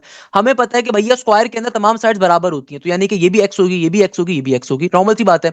हमें जो ये अंदर वाला स्क्वायर है इसका एरिया निकालना है। कैसे निकालोगे, मैंने एक शॉर्टकट आपको बताया था कि भाई कभी भी अगर आपको इस तरह की फिगर्स गिवन हो ना, तो सबसे पहले आप बड़ी वाली फिगर का एरिया निकालो, उसके अंदर से जो आउटर मोस्ट रीजन है उनको माइनस करो, तो आप अल्टीमेटली अंदर वाली फिगर का एरिया निकाल लोगे। तो यहां पे भी देखो यही कॉन्सेप्ट इस्तेमाल कर सकते हैं ना, कि अगर मुझे ये अंदर वाली स्क्वायर का एरिया निकालना है, तो भाई ये जो आउटर मोस्ट रीजन है सारे बेकार है, हमें इनका एरिया नहीं चाहिए, हमें इनको क्या करवाना है, सबट्रैक्ट करवाना है। तो ये मेरे पास जो बाहर का स्क्वायर मौजूद है ना, मैं क्या करूंगा, पहले इस बड़े वाले स्क्वायर का एरिया निकालूंगा, और फिर ये जो मेरे पास ये बाहर का आउटर मोस्ट रीजन है, जो कि देखो एक तरह का ट्राइंगल बन रहा है, अगर आप गौर से थोड़ी सी अकल का इस्तेमाल करो, तो भाई ये आपको एक ट्राइंगल मिल रहा है ना, ट्राइंगल, और ये 4 ट्राइंगल्स हमारे पास हैं। तो अगर मैं किसी तरीके से इन चारों ट्राइंगल्स का एरिया निकाल लूं और उसको बड़े वाले स्क्वायर में से माइनस करवा दूं, तो अल्टीमेटली मेरे पास ये अंदर वाली फिगर का एरिया आ जाएगा। It's a very normal thing. तो हमने इसी पैटर्न पैटर्न के ऊपर वर्किंग करनी है। अब देखो वर्किंग कैसे करेंगे। सबसे पहले हमें ये बात मालूम है कि आउटर मोस्ट स्क्वायर का मुझे अगर तमाम साइड्स गिवन है किसके बराबर, एक्स के बराबर, तो भाई अगर ये पूरी साइड एक्स के बराबर है तो यहां से लेके यहां तक की वैल्यू किसके बराबर होगी, एक्स बाय टू के बराबर होगी। सिमिलरली यहां से लेके यहां तक की वैल्यू भी क्या होगी, एक्स बाय टू के बराबर होगी।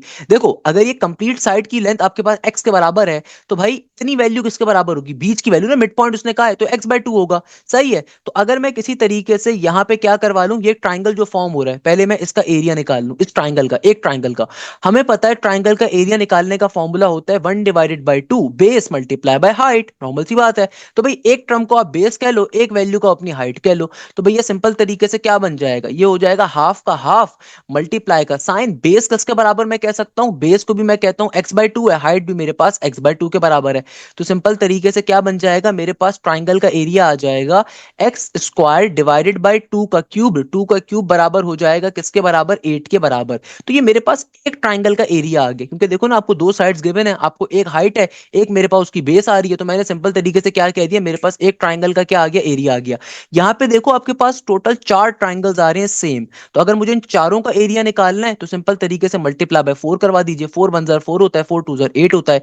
तो सिंपल तरीके से क्या बन जाएगा, ये बन जाएगा एक्स स्क्वायर डिवाइडेड बाय 2, यानी कि मेरे पास इन ट्राइंगल्स का एरिया आ गया। सही है। अब हमें करना क्या है, अब मैं सिंपल तरीके से जो आउटर मोस्ट स्क्वायर है ना, इसका एरिया निकाल लो। स्क्वायर का एरिया कैसे निकालते हैं, स्क्वायर का एरिया निकालने का फॉर्मूला होता है साइड मल्टीप्लाई बाय साइड, यानी कि साइड का स्क्वायर। तो यहाँ पे अगर साइड बराबर है किसके, एक्स के, तो एक्स का स्क्वायर बन जाएगा, यानी कि जो आउटर मोस्ट स्क्वायर है, ये जो बाहर वाला स्क्वायर है, सिंपल तरीके से ये वाला जो स्क्वायर है, इसका क्या निकाल लिया आपने, सिंपल वे में एरिया कैलकुलेट कर लिया। एक साइड की वैल्यू एक्स है तो आपके पास एरिया क्या आ गया, एक्स स्क्वायर के बराबर। तो भैया अब मैं क्या करूंगा, बड़े वाले स्क्वायर में से ये जो अंदर वाले 4 ट्राइंगल्स थे इनके एरिया को सब्ट्रैक्ट करवा दूंगा, तो बन जाएगा एक्स स्क्वायर माइनस का x square divided bye 2, simplification करवाएंगे तो क्या बन जाएगा, 2x स्क्वायर, यहाँ पे सिंपल एलसीएम लोगे, 2 से मल्टीप्लाई 2 से डिवाइड, तो 2x स्क्वायर माइनस का x square, it will become simple x square, और नीचे हो जाएगा सिंपल आपके पास 2 का 2 एज इट इज। तो हमारे पास क्या आ गया, एक्स स्क्वायर डिवाइडेड बाय 2 हमारा फाइनल आंसर आ गया। क्या आ गया बेटा, final answer x square divided bye 2।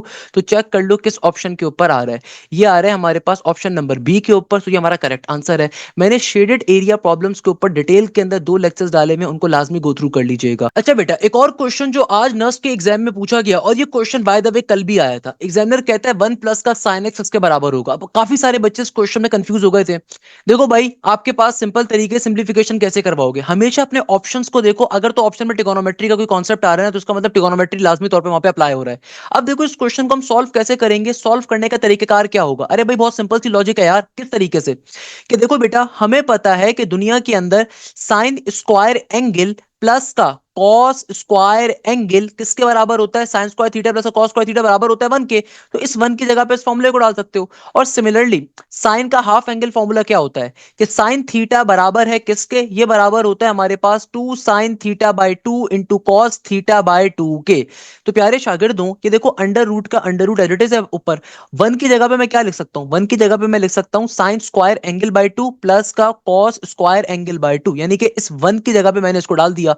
और ये जो मेरे पास साइन एक्स आ रहा है इसकी जगह पे क्या लिख सकता हूं, प्लस का प्लस एज इट इज, यहां पे मैं लिख सकता हूं 2 sign angle by 2 into cos angle by 2। तो अगर आप गौर से देखो यहां पे क्या बन गया, ये बन गया ए स्क्वायर प्लस का बी स्क्वायर प्लस का 2ab। तो भाई यहां पे अगर आप फॉर्मूले को कंप्लीट करवा दो ए प्लस बी का होल स्क्वायर, तो यहां पे क्या आ जाएगा, यहां पे आ जाएगा साइन एक्स बाय 2 प्लस का कॉस एक्स बाय 2, बाहर स्क्वायर का स्क्वायर, तो स्क्वायर से रूट कैंसिल आउट हो जाएगा। तो आपका फाइनली आंसर क्या आ गया, ये आ जाएगा साइन एंगल बाय 2 प्लस का कॉस एंगल बाय 2। तो ये क्वेश्चन मोस्ट इंपॉर्टेंट है, नस के अंदर भी बहुत ज्यादा आ रहा है, तो इस क्वेश्चन की लाजमी तौर पर प्रैक्टिस करनी है। सो भाई शिफ्ट नंबर 3 के अंदर बेटा कॉनिक सेक्शन से जो क्वेश्चन पूछा गया था ना, उसके अंदर हमारे पास सर्कल की इक्वेशन गिवन थी और आपसे क्या मांगा हुआ था, सर्कल का सेंटर मांगा हुआ था। तो भाई ये क्वेश्चन कैसे सॉल्व करोगे, क्वेश्चन बेसिकली गिवन था 2x स्क्वायर प्लस का 2y स्क्वायर, आगे गिवन था माइनस का 6x, आगे गिवन था माइनस का 8y, आगे आपके पास आ रहा था प्लस का 14 इक्वल टू 0।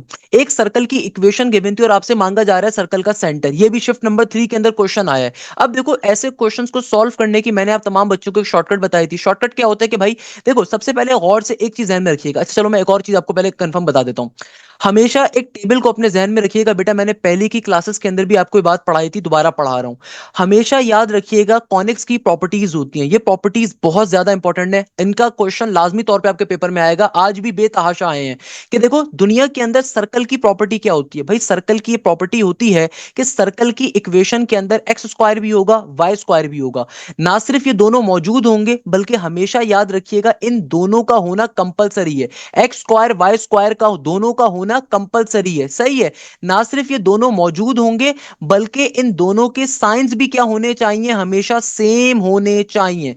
ना सिर्फ ये, ना सिर्फ इन दोनों के साइन सिमिलर होने चाहिए बल्कि हमेशा याद रखिएगा इन दोनों के पास जो पर्टिकुलर कोफिशिएंट होगा ना वो भी हमेशा सेम होना चाहिए। मैंने ये बात आप लोगों को बहुत दफा पढ़ाई है कि सर्कल की बुनियादी कंडीशन होती है। फॉर एग्जांपल अगर आपके पास इक्वेशन गिवन है ना 3x स्क्वायर प्लस का 3y स्क्वायर प्लस का 9 इक्वल टू 0, ये इक्वेशन सर्कल की है, बिल्कुल है, क्योंकि इस इक्वेशन में देखो एक्स स्क्वायर भी है वाई स्क्वायर भी है, दोनों के दोनों मौजूद हैं, दोनों के साइंस भी सिमिलर हैं, दोनों के कोफिशिएंट भी सिमिलर हैं। और याद रखिएगा सर्कल की एसेंट्रिसिटी किसके बराबर होती है, जीरो के बराबर होती है। ये चंद बुनियादी तरीन प्रॉपर्टीज हैं जो आपको डिफरेंट कॉनिक्स के हवाले से लाजमी तौर पे मालूम होनी चाहिए। Similarly if we talk about the parabola, तो याद रखिएगा बेटा पैराबोला की बुनियादी कंडीशन की बात कर रहा हूं, कोई मुश्किल बात नहीं कर रहा। पैराबोला की बुनियादी कंडीशन क्या होती है, एक्स स्क्वायर या वाई स्क्वायर में से कोई एक मौजूद होना चाहिए इक्वेशन में। अगर पैराबोला की इक्वेशन कभी भी आपने पिक करनी है ना तो हमेशा याद रखिएगा एक्स स्क्वायर वाई स्क्वायर में से कोई एक मौजूद होगा। साइंस कैसे भी हो कोई फर्क नहीं पड़ता, कोफिशिएंट कैसा भी हो कोई फर्क नहीं पड़ता। पैराबोला की एसेंट्रिसिटी हमेशा बराबर होती है किसके, वन के। याद रखिएगा पैराबोला की इक्वेशन की पहचान क्या होती है, एक्स स्क्वायर वाई स्क्वायर में से कोई एक वैल्यू होगी। फॉर एग्जांपल मैं कहता हूं क्वेश्चन आ जाता है 4x स्क्वायर माइनस का 3x प्लस का y माइनस का 9 इक्वल टू 0। ये इक्वेशन साफ तौर पे दिख रही है पैराबोला की क्योंकि एक्स स्क्वायर वाई स्क्वायर में से कोई एक वैल्यू यहां पे एग्जिस्ट कर रही है। While if we talk about the ellipse, तो बेटा देखो while if I talk about an ellipse, तो बेटा देखो याद रखिएगा इलिप्स की खास बात क्या होती है, इलिप्स की खास बात ये होती है कि इलिप्स की इक्वेशन के अंदर भी एक्स स्क्वायर वाई स्क्वायर दोनों मौजूद होंगे। याद रखिएगा इलिप्स की भी ये बुनियादी कंडीशन है, एक्स स्क्वायर वाई स्क्वायर दोनों मौजूद होंगे। अगेन दोनों के साइंस कैसे होंगे, सेम होने चाहिए, मगर याद रखिएगा कोफिशिएंट्स इलिप्स के अंदर हमेशा डिफरेंट होंगे, तभी वो इलिप्स होता है और दूसरा सर्कल होता है। तो भाई इलिप्स और सर्कल में डिफरेंस की क्या होता है कि सर्कल के अंदर जो उसकी इक्वेशन होती है उसके अंदर एक्स स्क्वायर वाई स्क्वायर के ना सिर्फ साइन सिमिलर होते हैं बल्कि कोफिशिएंट भी सिमिलर होते हैं। इलिप्स के अंदर साइन तो सिमिलर होंगे, कोफिशिएंट हमेशा डिफरेंट होंगे।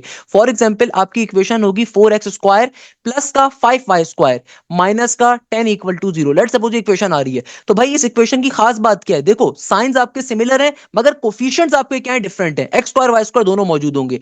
याद रखिएगा इलिप्स की एसेंट्रिसिटी 0 से बड़ी होती है मगर 1 से छोटी होती है। Similarly then comes a hyperbola.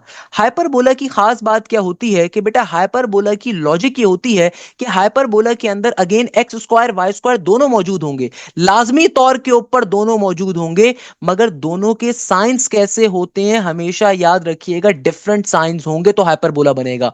For example आपके पास क्वेश्चन आ जाता है 3x स्क्वायर माइनस का 3y स्क्वायर प्लस का 10 इक्वल टू 0। अब इस इक्वेशन में खास बात क्या है, एक्स स्क्वायर वाई स्क्वायर तो है मगर खास चीज क्या है, दोनों के जो कोफिशिएंट्स आ रहे हैं वो बेशक कैसे भी आ रहे हो, साइंस यहां पे क्या है, डिफरेंट है। यानी कि एक्स स्क्वायर वाई स्क्वायर के साइंस क्या आ रहे हैं, डिफरेंट आ रहे हैं। ये खास बात होती है बेटा हमेशा याद रखिएगा हाइपरबोला की। तो ये जो टॉपिक होता है ना इसके क्वेश्चंस आपको हर नेट के पेपर में मिलेंगे कि भाई हाइपरबोला की एसेंट्रिसिटी क्या होती है, 1 के बराबर। अब बच्चे को मालूम ही नहीं होता। भाई always remember this thing, circle की एसेंट्रिसिटी 0 है, पैराबोला की एसेंट्रिसिटी 1 है, इलिप्स की एसेंट्रिसिटी 0 से बड़ी 1 से छोटी है, हाइपरबोला की एसेंट्रिसिटी 1 है। अच्छा एक और क्वेश्चन भी होता है स्ट्रेट लाइन की एसेंट्रिसिटी। याद रखिएगा स्ट्रेट लाइन की एसेंट्रिसिटी इंफिनिटी होता है, कभी कभार एग्जामिनर झटका देने के लिए पूछ लेता है। आपको ये बातें मालूम होनी चाहिए क्योंकि आपने किसी बेकार किस्म के यूट्यूबर से नहीं पढ़ा हुआ, आपने सर हाशिम ज़िया से पढ़ा है जिन्होंने आपको एक एक चीज बहुत डिटेल के अंदर समझाई हुई है कि कोई इतनी मेहनत नहीं करता बेटे जितनी मेहनत मैं एक एक चीज आपको करवा रहा होता हूं। तो पॉइंट इज डेट कि भाई इतनी सारी अगर मेहनत कर रहा हूं तो लाजमी तौर पे दोस्तों के साथ लेक्चर के लिंक को शेयर करिएगा, अपने फ्रेंड्स को बताइएगा कि भाई आपने कहां से कंप्लीट तैयारी करी है। एक और क्वेश्चन जो बेटा आज नस्ट के अंदर डिफरेंट बच्चों के नेट्स के अंदर आया वो था कंडीशन ऑफ टेंजेंसी का, तो खुदारा इस चीज को भी पढ़ लीजिए। साथ साथ ही कॉनिक्स के अंदर से एक और एमसीक्यू जो आज बहुत सारे बच्चों के पेपर में आया वो था कंडीशन ऑफ टेंजेंसी का। तो भाई सर्कल की कंडीशन ऑफ टेंजेंसी क्या होती है, सर्कल की कंडीशन ऑफ टेंजेंसी होती है C square is equal to R square का आर स्क्वायर ब्रैकेट के अंदर 1 प्लस का एम स्क्वायर। सही है। पैराबोला की कंडीशन ऑफ टेंजेंसी क्या होती है? ये होती है c is equal to a divided by m के बराबर। आपके पास जो इलिप्स होता है और हाइपरबोला होता है उसकी तकरीबन सिमिलर होती है। कैसे? कि भाई इलिप्स की कंडीशन ऑफ टेंजेंसी होती है c square is equal to a square m square plus का b स्क्वायर, वाइल हाइपरबोला में सिर्फ साइन क्या हो जाता है? चेंज हो जाता है, नेगेटिव का हो जाता है। तो भाई ये क्वेश्चन बहुत सारे बच्चों के पास आया है, तो खुदारा आपको मालूम होना चाहिए। ये जो मैंने आपसे 4-5 बातें करी है ना, ये हर बच्चे के नस के अंदर आती हैं, हर बच्चे के नस के पेपर के अंदर ये आई हुई हैं आज। अच्छा, तो बहरहाल मैं आपको क्वेश्चन बता रहा था कि मेरे पास जो एक क्वेश्चन आया आज पेपर के अंदर हमारे पास, वो क्या क्वेश्चन था? एग्जामिनर कहता है कि भाई सर्कल की इक्वेशन गिवन है, बताइए सेंटर क्या होगा। देखो कभी भी आप डायरेक्टली मेरी शॉर्टकट को यहाँ पे अप्लाई नहीं कर सकते, क्योंकि यहाँ पे अभी आपके कोफिशिएंट क्या है? स्टैंडर्ड फॉर्म पे नहीं है। तो पहले तो आप 2 को यहाँ से कॉमन लोगे। अगर मैं इस पूरी इक्वेशन में से 2 को कॉमन लूंगा तो मेरी इक्वेशन बन जाएगी एक्स स्क्वायर प्लस का वाई स्क्वायर माइनस का 3x माइनस का 4y प्लस का 7 इक्वल 2 के बाद 0।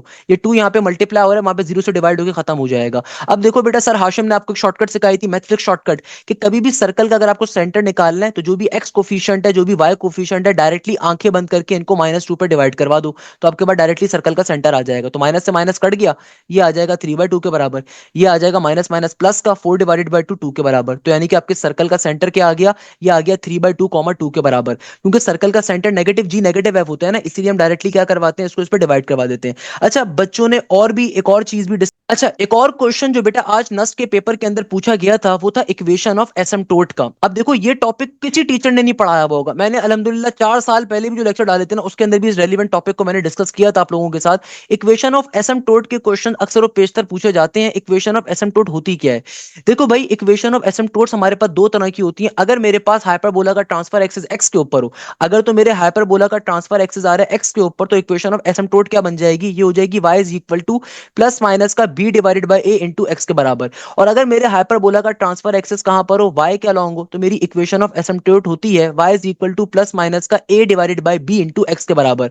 तो भाई आज की उसके अंदर एक क्वेश्चन आया था नस की शिफ्ट नंबर 3 के अंदर। वो क्वेश्चन ये था कि भाई अगर आपके पास इक्वेशन ऑफ एसिम्प्टोट का एक तो फॉर्मूला पूछा हुआ था एक बच्चे से प्रॉपर्ली क्वेश्चन आया हुआ था, तो आज नस की शिफ्ट नंबर 3 के अंदर इक्वेशन ऑफ एसिम्प्टोट्स के ऊपर एक क्वेश्चन आया हुआ था, और वहां पे ये फॉर्मूला आपको इक्वेशन गिवन थी एक हाइपरबोला की। साफ तौर पे दिख रहा है कि भैया हमारे पास यहाँ पे एक आपके पास एक्स स्क्वायर पॉजिटिव है और एक नेगेटिव है, या एक नेगेटिव है एक पॉजिटिव है, यानी कि साइंस डिफरेंट आ रहे हैं। तो कैसी इक्वेशन आ रही है? हाइपरबोला की इक्वेशन आ रही है। एग्जामिनर कहता है इक्वेशन ऑफ एसिम्प्टोट्स क्या होंगे, कैसे निकालोगे? अरे भाई बहुत सिंपल है। सबसे पहले देखो 15 मल्टीप्लाई हो रहा है, वहां पे डिवाइड हो जाएगा, तो ये बन जाएगा वाई स्क्वायर डिवाइडेड बाई 15। यहाँ पे हो गया माइनस का 3x स्क्वायर, 3/15 क्या हो जाएगा?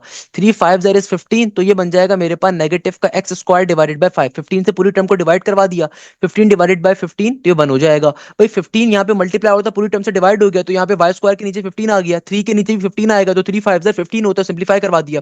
अब देखो हाइपरबोला के अंदर हमें पता है कि भैया जो वेरिएबल पॉजिटिव होता है ना, उसका होता है ट्रांसफर एक्सिस। तो आपके पास ट्रांसफर एक्सिस वाई का लॉन्ग आ रहा है, तो यानी कि ए स्क्वायर की वैल्यू है 15 के बराबर और बी स्क्वायर की वैल्यू है 5 के बराबर। आसान भाषा में मैं कह सकता हूं ए की वैल्यू है अंडर रूट के अंदर प्लस माइनस का 15 और बी की वैल्यू आ रही है अंडर रूट के अंदर 5 का 5। सही है ना बेटा? अब देखो आपके पास यहाँ पे transfer axis along the Y आ रहा है, तो सिंपल वाई वाला फॉर्मूला साफ तौर पे मुझे दिख रहा है कि वाई के नीचे आपके पास क्या है? वाई एक्सिस जो है आपका, जो वाई वाली टर्म है पॉजिटिव में है, इसका मतलब हम ये वाला इक्वेशन ऑफ एसिम्प्टोट्स का फॉर्मूला इस्तेमाल करेंगे। तो सिंपल तरीके से क्या आंसर आ जाएगा? ये आ जाएगा Y is equal to plus minus का ए किसके बराबर है? ए बराबर है अंडर रूट 15 के, बी बराबर है किसके? अंडर रूट 5 के इंटू एक्स का एक्स। तो ये आपकी इक्वेशन ऑफ एसिम्प्टोट्स आ गई।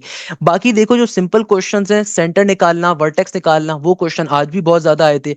मैंने उन तमाम क्वेश्चंस के ऊपर आप लोगों को ऑलरेडी ट्रिक्स बताई हुई हैं कि भाई किस तरीके से आप हाइपरबोला के अंदर, इलिप्स के अंदर आप चीजों को सिंप्लीफाई कर रहे हो। तो एक और क्वेश्चन जो बेटा पेपर के अंदर आया, देखो कॉनिक सेक्शन के काफी सारे क्वेश्चन नस्ट के डे नंबर 2 के ऊपर भी आए हैं। तो भाई कॉनिक सेक्शन की मेरी लेक्चर्स को लाजमी तौर पे कवर कर लीजिएगा। मैंने सारी की सारी ट्रिक्स वहां पे डिफाइन करी हुई है अपने वन शॉट लेक्चर्स के अंदर, हर चीज मैंने बताई हुई है। एक और क्वेश्चन जो आज पूछा गया ना, एग्जामिनर ने सिंपल इक्वेशन लिख दी है कॉनिक की और कहता है एसेंट्रिसिटी बताओ। अब जो नालायक बच्चा है ना, उसको पता ही नहीं एसेंट्रिसिटी कैसे निकाली जाएगी, उसको पता ही नहीं कि भाई शॉर्टकट क्या होता है, उसको पता ही नहीं कॉनिक की पहचान क्या है। बट जो मेरा बच्चा है उसको पता है कि देखें सर एक्स स्क्वायर भी आ रहा है वाई स्क्वायर भी आ रहा है, दोनों पॉजिटिव है, इसका मतलब ये इक्वेशन किसकी आ रही है? ये इक्वेशन आ रही है इलिप्स की। अब आपको बेटा मैंने एक मैथमेटिक्स शॉर्टकट बताया था, कभी भी इलिप्स के अंदर अगर आपको एसेंट्रिसिटी कैलकुलेट करनी हो, तो भाई इलिप्स की एसेंट्रिसिटी निकालने का शॉर्टकट क्या होता है? सिंपल तरीके से अंडर रूट के अंदर ए स्क्वायर माइनस का B square divided by A square करो, आंसर आ जाएगा। तो सिंप्लीफाई कैसे करवाओगे? देखो ये 64 यहाँ पे मल्टीप्लाई हो रहा है, पूरी टर्म से आकर डिवाइड हो जाएगा, तो ये क्या बन जाएगा? 16 divided by 64 into X square. आगे बन जाएगा 4 Y square divided by 64 equal to के बाद 1। नॉर्मल सी बात है, सिंप्लीफाई करो, 16 4 द 64 होता है, 4 16 जार क्या होता है 64 होता है। तो क्या बन गया, ये बन गया X square divided by 4 plus का Y square divided by 16 equal to के बाद 1। तो बेटा देखो यहाँ पे हमारे पास क्या बन गया, ये बन गया X square divided by 4 plus का वाई स्क्वायर डिवाइड बाय 16। तो बेटा देखो इलिप्स के अंदर बेसिक कंडीशन होती है कि जो बड़ी वाली वैल्यू होती है ना, वैसे बाय द वे इलिप्स की इक्वेशन के अंदर जिस वेरिएबल के नीचे बड़ी वैल्यू होती है उसका मेजर एक्सिस होता है, यानी कि मेजर एक्सिस यहाँ पे वाई का आ रहा है। बट आपको उसका करना धरना कुछ है नहीं, आपको खाली मालूम होना चाहिए इलिप्स के अंदर जो बड़ी वाली वैल्यू होती है ना वो ए स्क्वायर होता है, जो छोटी वाली वैल्यू होती है वो बी स्क्वायर होता है। आपको अगर इलिप्स की एसेंट्रिसिटी निकालनी है, इसकी शॉर्टकट क्या है, शॉर्टकट ये कि सिंपल तरीके से ए स्क्वायर बराबर है 16 के, बी स्क्वायर बराबर है 4 के, नीचे डिवीजन में ए स्क्वायर यानी कि सिंपल 16 का 16 आ गया। 16 में से अगर मैं 4 को माइनस करूंगा तो क्या बचेगा, 16 में से 4 को निकालोगे तो जाहिर सी बात है आपके पास आ जाएगा सिंपल तरीके से 12 और नीचे अंडर रूट ऑफ 16 इज बराबर 4। तो यानी कि मेरा आंसर क्या आ गया, अंडर रूट 12 को अगर फर्दर सिंप्लीफाई करोगे तो ये आ जाएगा रूट के अंदर 4 मल्टीप्लाई बाई 3, नीचे 16 का रूट होता है 4 के बराबर। तो बेटा 4 क्या है, 4 एक परफेक्ट स्क्वायर है, रूट से बाहर चला जाएगा तो ये आ जाएगा 2 अंडर रूट 3 डिवाइडेड बाय 4, 2 1 जार 2, 2 2 जार 4। तो मेरा आंसर क्या आ गया क्वेश्चन का, अंडर रूट 3 डिवाइडेड बाय 2 के। तो बेटा देखो ये सारी की सारी चीजें हम अपने बैचेस के अंदर बच्चों को बताते हैं, मैंने तो इनफैक्ट अपने पर्टिकुलरली यूट्यूब के ऊपर भी बताई हुई है अल्हम्दुलिल्लाह। तो भाई अगर आप बैच को ज्वाइन नहीं कर सकते, मैंने डिटेल लेक्चर यूट्यूब पे भी डाले हुए हैं। बैच के अंदर खास बात ये होती है कि भाई इन तमाम चीजों को हम लाइव डिस्कस करते हैं, लाइव पढ़ते हैं, आपको तमाम सब्जेक्ट्स कवर करवाए जाते हैं, आपके प्रॉपर्ली टेस्ट होते हैं, एफएलपीज होते हैं, मॉक टेस्ट होते हैं। तो भाई देखो इस क्वेश्चन का आंसर क्या आ गया, सिंपल एसेंट्रिसिटी की वैल्यू आ गई अंडर रूट के अंदर ए स्क्वायर माइनस का B square divide by A square. इस तरीके से हमारा एक क्वेश्चन क्या हो जाएगा, सॉल्व हो जाएगा। अच्छा बाय द वे अगर हाइपरबोला की एसेंट्रिसिटी मांगी जाए तो उसको निकालने का शॉर्टकट फॉर्मूला होता है E is equal to under root के अंदर ए स्क्वायर प्लस का B square divided by A square. इस तरीके से सॉल्व हो जाएगा। तो भाई यहाँ पे देखो ये हमारे पास एक और क्वेश्चन आया हुआ तो इस पैटर्न के ऊपर सॉल्व हो गया। क्या मुश्किल बात है, मुझे बताओ इसमें क्या चिंता की बात है। अरे भाई कोई मुश्किल नहीं है, जो बंदा आपसे कहता है ना मुश्किल है, उसका मतलब उसने सर हाशिम से नहीं पढ़ा हुआ, उसका मतलब उसने किसी बेकार किस्म के। इसी के साथ हमारे पास हमारी आज की क्लास अपने मंतकी अंजाम पे पहुंचती है। इस क्लास के अंदर नस के 1 दिसंबर 2024-2025 के आज के दिन के जितने भी एमसीक्यूज आज पेपर के अंदर आए मैंने सारे के सारे आपको सॉल्व करवाए। हर तरह का एमसीक्यूज मैंने आपको सॉल्व करवाया ट्रिगोनोमेट्री के ऊपर, ताकि आपका कॉन्फिडेंस बूस्टअप हो जाए। तो बेटा आपने एक काम लाजमी तौर पे करना है, अगर आपने अभी तक सब्सक्राइब नहीं करा हुआ प्लीज मेक इट हैपन, लाजमी तौर पे सब्सक्राइब करें ताकि भाई एक मोटिवेशन मिलती है इतनी मेहनत करने के बाद, ताकि आप लोगों के लिए मजीद लेक्चर्स को डिजाइन अप कर सकूं पहले नंबर के ऊपर। दूसरे नंबर के ऊपर बेटा अगर आपने अभी तक अपने दोस्तों के साथ शेयर नहीं करा तो अपने दोस्तों के साथ लाजमी तौर पर शेयर करिएगा। उन्हें बताइएगा सर हाशिम ने 1 दिसंबर के तमाम क्वेश्चंस को बहुत डिटेल में सॉल्व करवाया है, चाहे वो वेक्टर्स हो, चाहे वो ट्रिगोनोमेट्री हो, चाहे वो इंटीग्रेशन डेरिवेटिव हो, चाहे वो कॉनिक्स हो, चाहे वो हर चीज हो। आप कंप्लीट ईकेट की एप्टीट्यूड की तैयारी मेरे यूट्यूब से भी कर सकते हैं, और साथ साथ मेरा न्यू बैच अभी स्टार्ट हो रहा है 13 दिसंबर से, लाजमी तौर पे आप उसको ज्वाइन अप करिए। इस बैच की सबसे खास बात क्या है कि भाई इस बैच में तमाम कोर्स आपको लाइव पढ़ाया जाएगा, एक एक चीज हमारी प्रोफेशनल फैकल्टी होती है जिसमें बेतहाशा कॉलेजेस के एचओडीज होते हैं, इंजीनियर्स होते हैं, अल्हम्दुलिल्लाह प्रॉपर प्रोफेशनल टीचर्स होते हैं, 14 साल का एक्सपीरियंस है सबका। जितनी भी हमारी प्रोफेशनल टीम होती है वो सारी की सारी यहाँ पे आपको पढ़ा रही होगी। इसके अलावा हमारे डाउट सेशंस होते हैं, इसके अलावा पर्टिकुलरली हमारे प्रॉपर्ली मॉक टेस्ट लिए जाते हैं, एफएलपीज होते हैं, आपके मल्टीपल टेस्टिंग सेशंस हो रहे होते हैं। तो आप लाजमी तौर के ऊपर इस बैच को ज्वाइन करें। न्यू बैच स्टार्ट हो रहा है, आपको अच्छा लगे अपने दोस्तों से लाजमी तौर पर शेयर करें। यहीं पे इस क्लास को एंड करूंगा इस उम्मीद के साथ कि आप जाएं जैसे खैरियत होंगे। मुझे बहुत सारी दुआओं में याद रखिएगा। जज़ाक अल्लाह, thank you so much. Hashim Zia signing of.